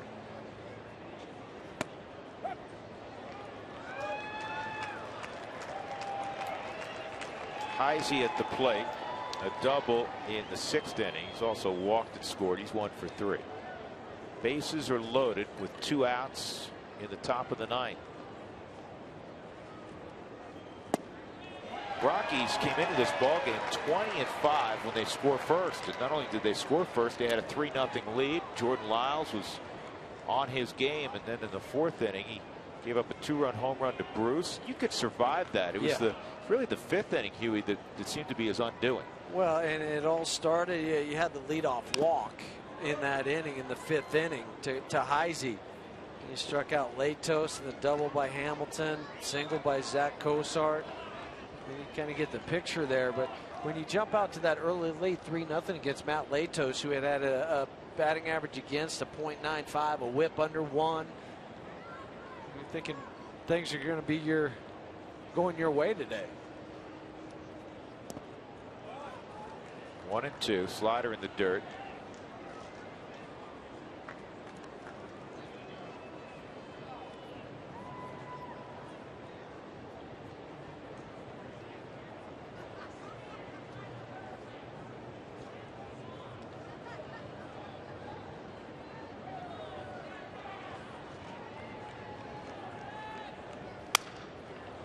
Jam shot that Culberson will retreat and make the catch. In the inning, 2 more runs for Cincinnati. That widens their advantage to 4 as we go to the bottom of the 9th.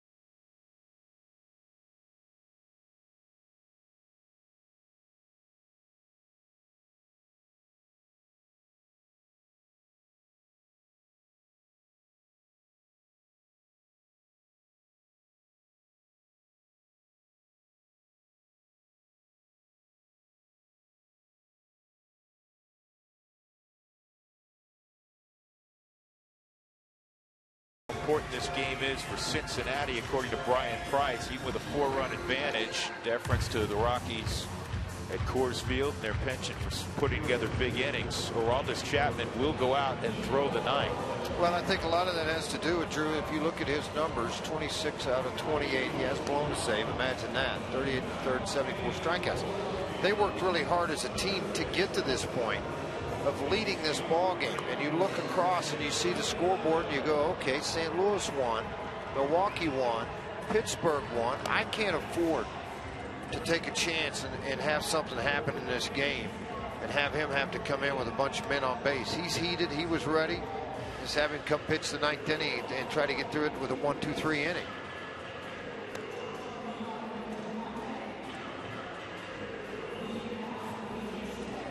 Well, the other day we saw him at 103 miles an hour. Well, up to 105. Yeah, I mean, what's 105, 103? Is there a big difference? Other than 2 miles an hour? Come on. I don't know. I've never seen either level. Well, I know you've driven your car at 103 miles an hour, so. I cannot imagine, Huey, you swung from the left side. I cannot imagine stepping in against this guy left-handed. No. Not a lot of guys right-handed wanting to do it. Yeah, but I'd be in the very back, as far away from the plate as I could. And get a really long bat.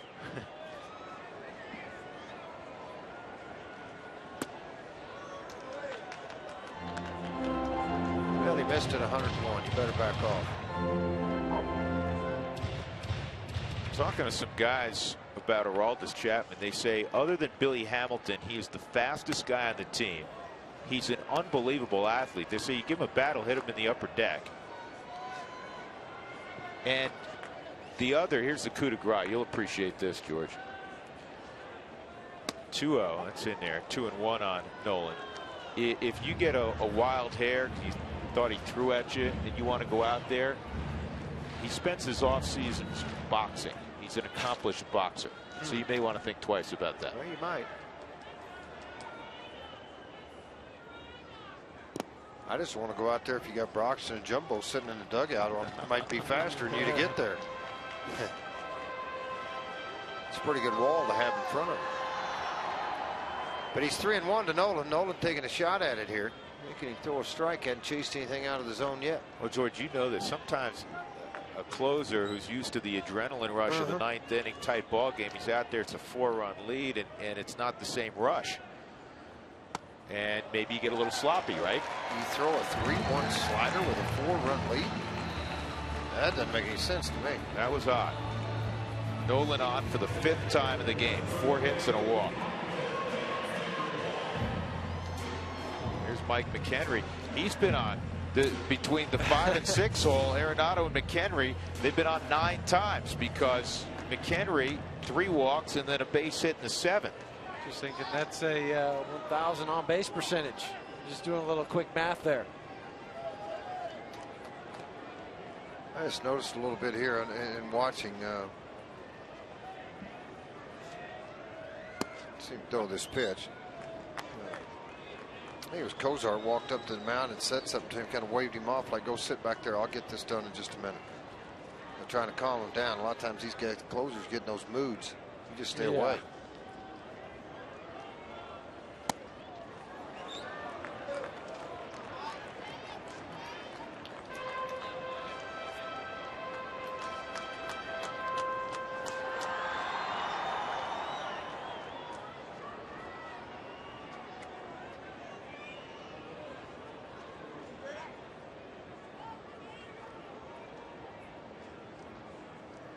Chase the high heater away. I'm not sure why he wouldn't go to something else. There you go. Boy, 1 and 2 at 101.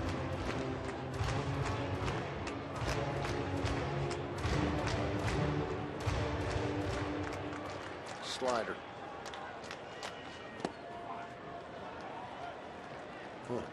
Yeah, I'm with you, George. I don't understand why he would do that. Don't get that at all. I mean, you know, I don't think McHenry's going to chase it. He's thrown 9 pitches, 6 have been balls, only 3 for strikes. That's not typical of him or of a closer.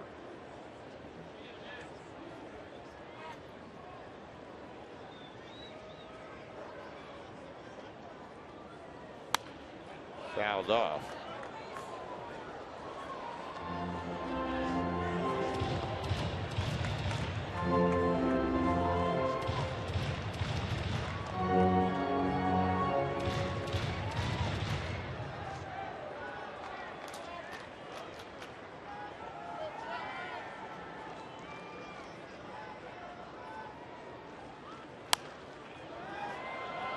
Kennery's a guy who doesn't seem bothered by facing Aroldis Chapman.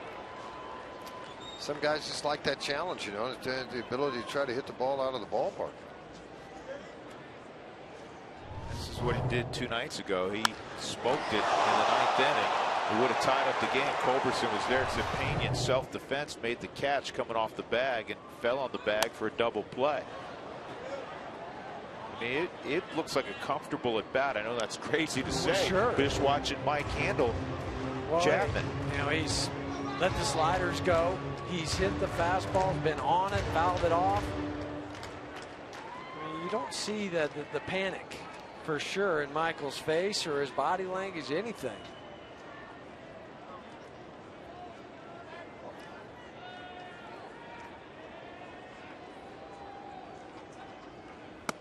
Three and two. Nobody out. He's trying to build something here against Chapman. I'll tell you what, well, more than anything, you're looking at the pitches, kind of trying to elevate him for the second ball game. That's what I was just thinking. He's 13 pitches in. 7 have been out of the zone. Yeah, most managers won't bring a closer back if they get up around that 25-30 pitch thing in 1 inning. They're pretty hesitant about doing it. He may be a different guy that you can do that with. Brian Price again. He had J.J. Hoover up, and he's now walked 2 in a row. This little strategy could end up backfiring on Brian Price. I really think it goes back to, because you look at his history this year, he doesn't walk guys. No. I think it goes back to the focus coming in, and he's got a guy warming up next to him, Jeff, thinking, listen, all right, now they open up a 4-run lead. He may have been surprised he got called upon. Right, go from that high adrenaline rush that he has out in the bullpen, knowing it's a safe situation, to having the guy throw to next to him. So then he starts to back off. It's just one of those things. Can you get that engine going again? Yeah. Well, you better get it going if they're playing on the Reds right now. You might get him a fastball somewhere, right, and just hit it out of the ballpark. Yep. Make it a little serious for him.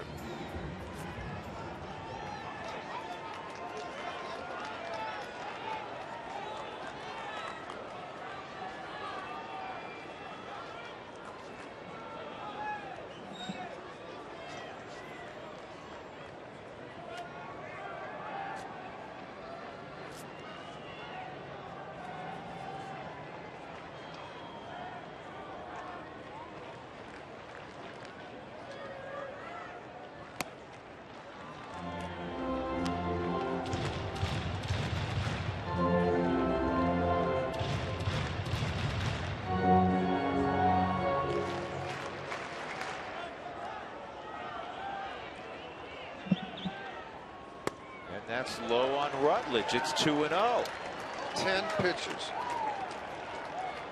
Yeah, they want him to check on him now. I don't know who they're going to have come out here and look at him. Trainer, manager. Because the last fastball was 97. It wasn't 103.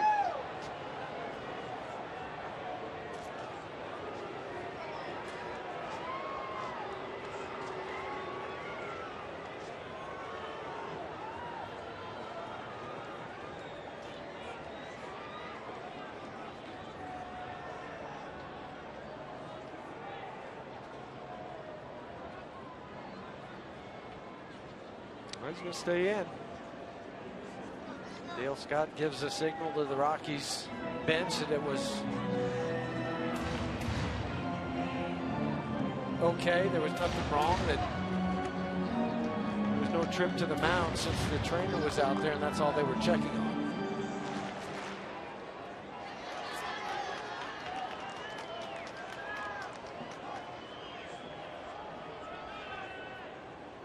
Got to take a strike. 2-1.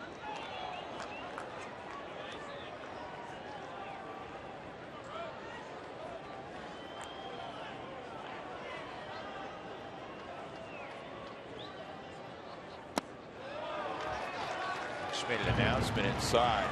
The gates will open for game 2 20 minutes before. First pitch scheduled for 7:10. It's wonder, the last thing obviously the Reds want is to have the game pushed back into the evening further, but now the bases are loaded. First things first, forget the second game. The Rockies now are going to get the tying run to the plate in Charlie Culberson, nobody out. A ball hasn't been put in play, and Brian Price confounded. Molin Rosario has grabbed a bat and moved to the on-deck circle. Chapman had walked only 14 guys all year. Now he's walked 17.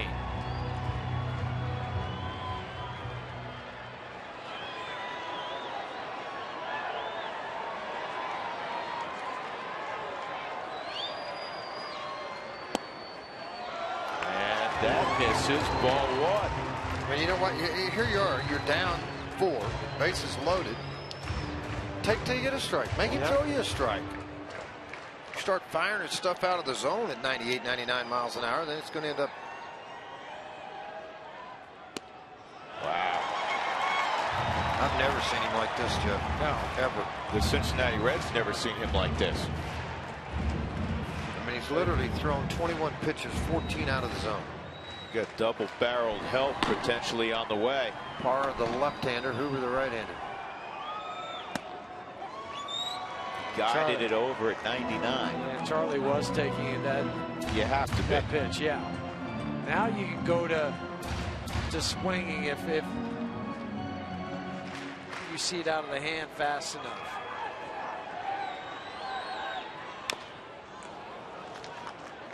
Two and two.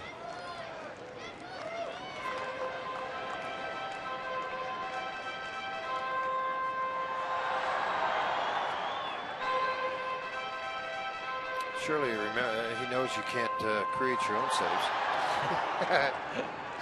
Well, I loaded him up so I could get the save. And I can't do that.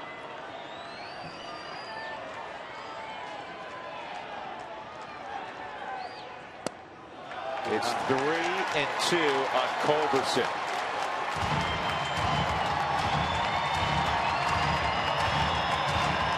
Brian Price perplexed, and all the guys in white out in the field, gray, wondering the same thing.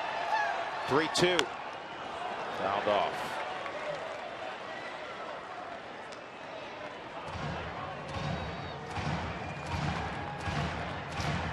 One other time Chapman walked 3 in an inning back in September of 2012.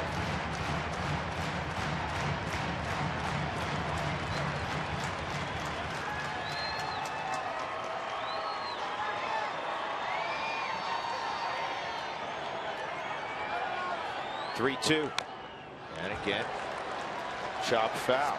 Now you're talking about a guy, Chapman, who's thrown 26 pitches. And George was talking a moment ago about not wanting to bring a guy back when he's in this. Forget about the second game right now, but he throws a few more. You got to get him out of there in this game, so you can have him for tomorrow.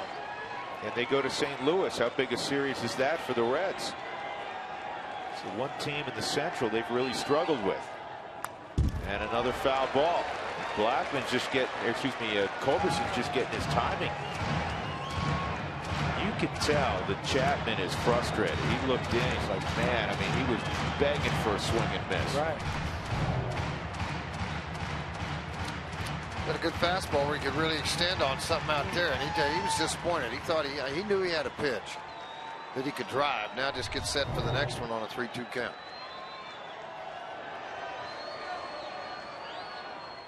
Way inside, ball 4. That'll force in a run. It's a 3-run game. Nobody out. Rosario coming up. What's Brian Price going to do? One of the most feared closers in the game, the hardest thrower in the game, has walked the first 4 here in the ninth. But I mean, Pena came over and he pointed. He said, hey, Check the shoulder in right. Doing a double switch.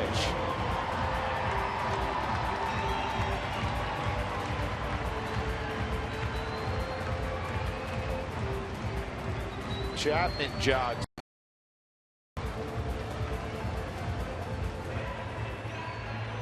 The Rockies have the winning run at the plate. Nobody out. It'll be Willeen Rosario going over a scouting report right now. Back in a moment.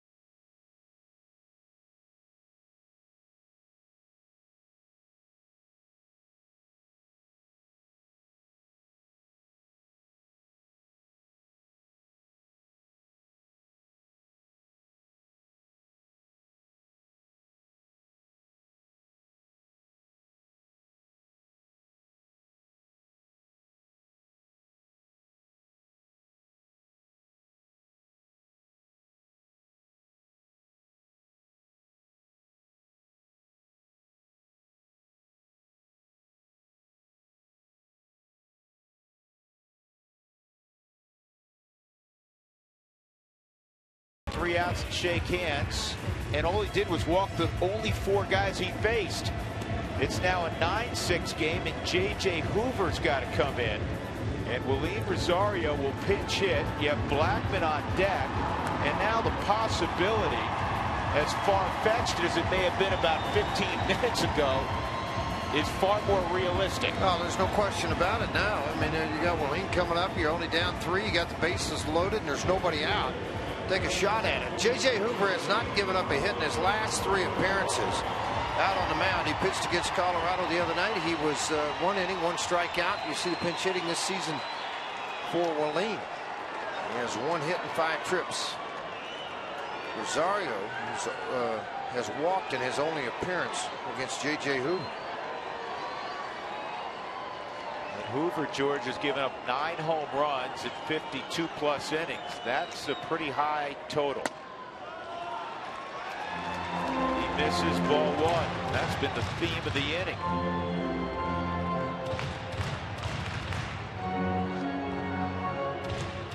At third base, Michael McHenry, Josh Rutledge at second. Culberson's the tying run.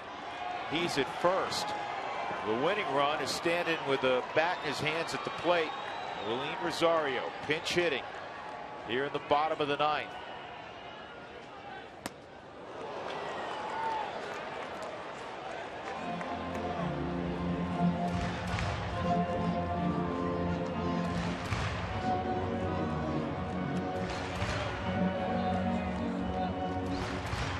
Chapman, evidently, we found this, did walk 4 in a game one other time. That was May 15, 2011.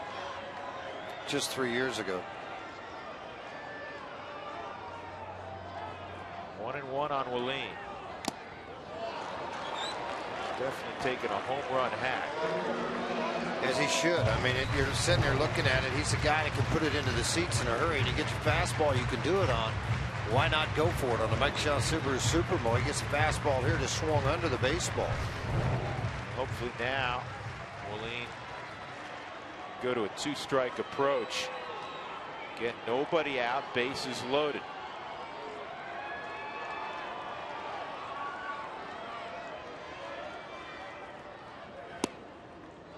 Off the plate at 95.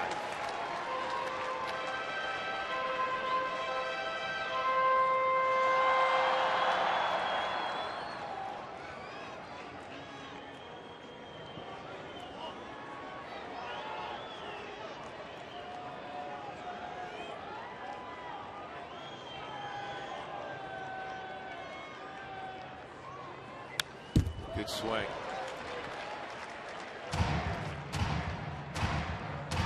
Lane will be behind the plate in game 2.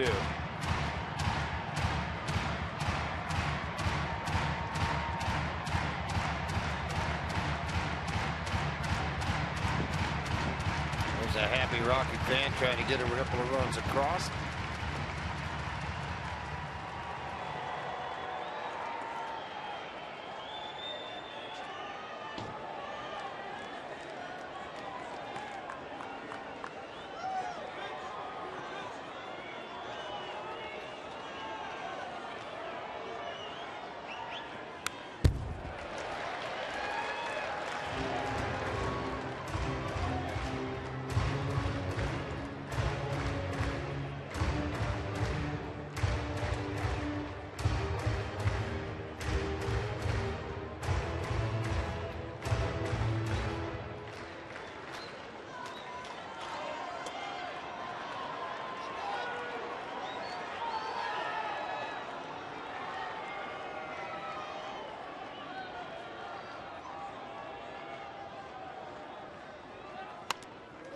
That's fouled off also. And the Rockies really don't care about how late they got to play or how many games they got to play today. They're fighting here at the end. That's good to see. Lane able to fight off some pretty good pitches here. Get one he can drive.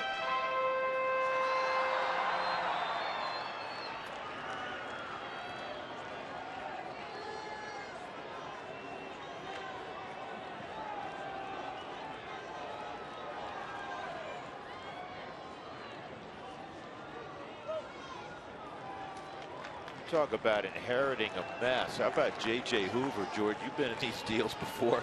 It's what you get paid to do, but they're not fun. I mean, here you are. You know, you're thinking you got a pretty good shot. You got a 3-run lead here. You're just hunting a strikeout double play if that's what you're going to get. Parra, the left-hander, is warming up down in their bullpen right now. Also, outside, it's out full now on Rosario. He threw that slider to pitch away from contact. He didn't want anybody having a swing at it. Brian Price trying to figure things out as he looked down his scorecard. You wonder if he'd go to Parra next with 2 of the next 3 hitters for the Rockies left-handed. I don't think he wants to see Corey Dickerson at the plate or Charlie Blackmon facing right-handed. 3-2 on Willeen Rosario.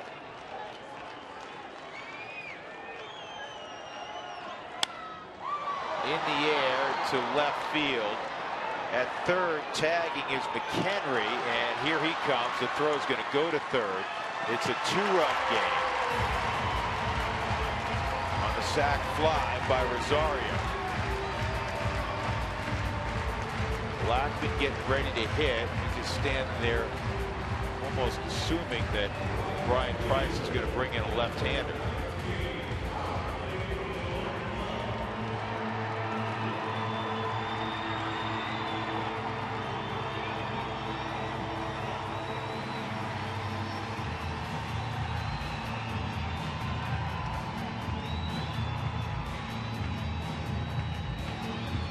J.J. Hoover in there. Rockies have hit that magic number of 7, but that's not the number they want. Tacos for everybody tomorrow, but Rockies want to get to 10.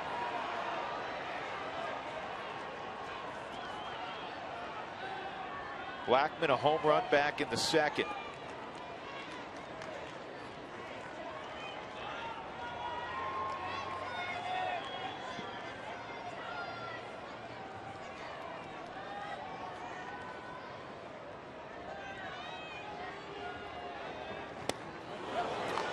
Pretty good sinker there. Big movement on it.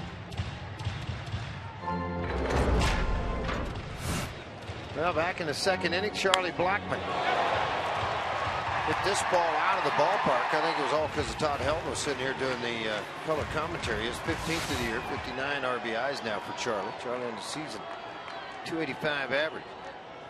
You don't have to think home run here. You need to think hit the ball hard somewhere in the gap. This one's lined right to right. You got to get back. And Rutledge just did get back. He took off for third. He's off the bat. I think he thought it was a tweener. Now they're 2 outs. And Drew Stubbs, the former Red, will come up.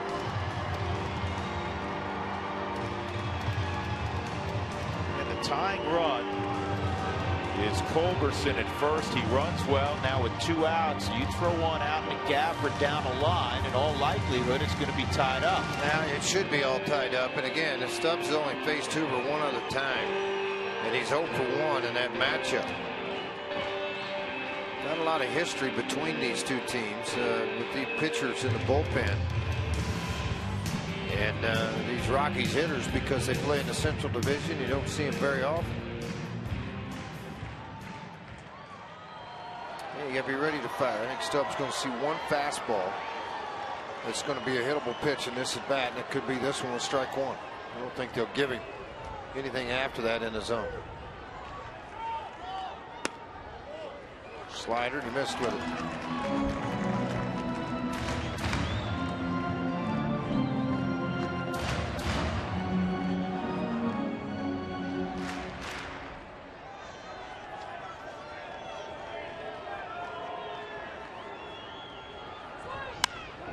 High fly ball, deep left center field, way back and gone! Drew Stubbs, 3-run walk-off home run! Oh, man! Against his former club. Number 17's got to be standing and cheering somewhere.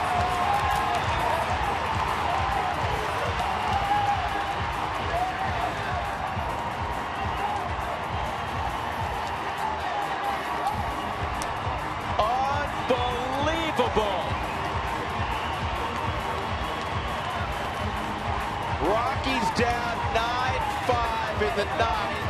Aroldis Chapman on the hill. That's normally game, set, match. I tell you now, it doesn't matter what your record is. That's nice to have happen when you see this and you're able to come back against one of the best and crush. That is nice to see Stubbs pull that off.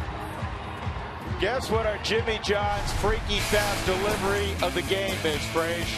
Let me guess. Hanging slider. See you later. Left center field. Deepest part of the ballpark.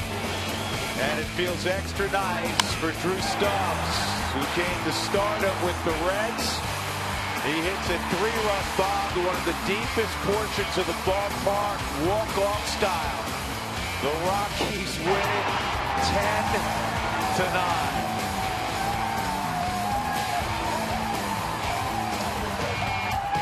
And fresh from being bombed at home plate, here he is on a microphone. Drew? Yes. That was well played. Thank you. You know, it's not ideal, I guess, to have a doubleheader and to have a 4.5-hour game or whatever. But, you know, we battled. We stayed in there. And you know, I got a breaking ball out of the plate, put a good swing on it, and you know, luckily we were able to get the win. Do you surprised they went so long with Chapman? I mean, it didn't look like he was anywhere near the plate. Well, you know, he's their horse at the back end of the bullpen, so look out.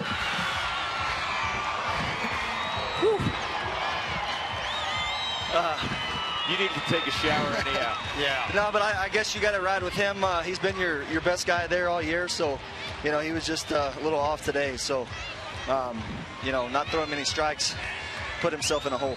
I know you never got the pleasure of playing with Todd Helton, but you played against him, and this is also your former club. So a little extra special for those 2 reasons, perhaps? Absolutely. You know, it's such a special day for Todd and his family. Great ceremony they had before the game. And then, you know, from a personal standpoint, playing against your former team, you know, friends with a lot of those guys out there, just it's pretty sweet to be able to do that. Well, listen, we're not going to take any more of your time because I know you got to get ready for a second ball game. But that was a whole lot of fun to watch, Drew. Congratulations. Thanks, guys. All right, Drew Stubbs. A 3-run walk-off. I'm laughing. Come on. You know, I like it when the headsets get ringed. That doesn't happen enough. Stick around, folks. We have another ball game to come. 10-9 Colorado.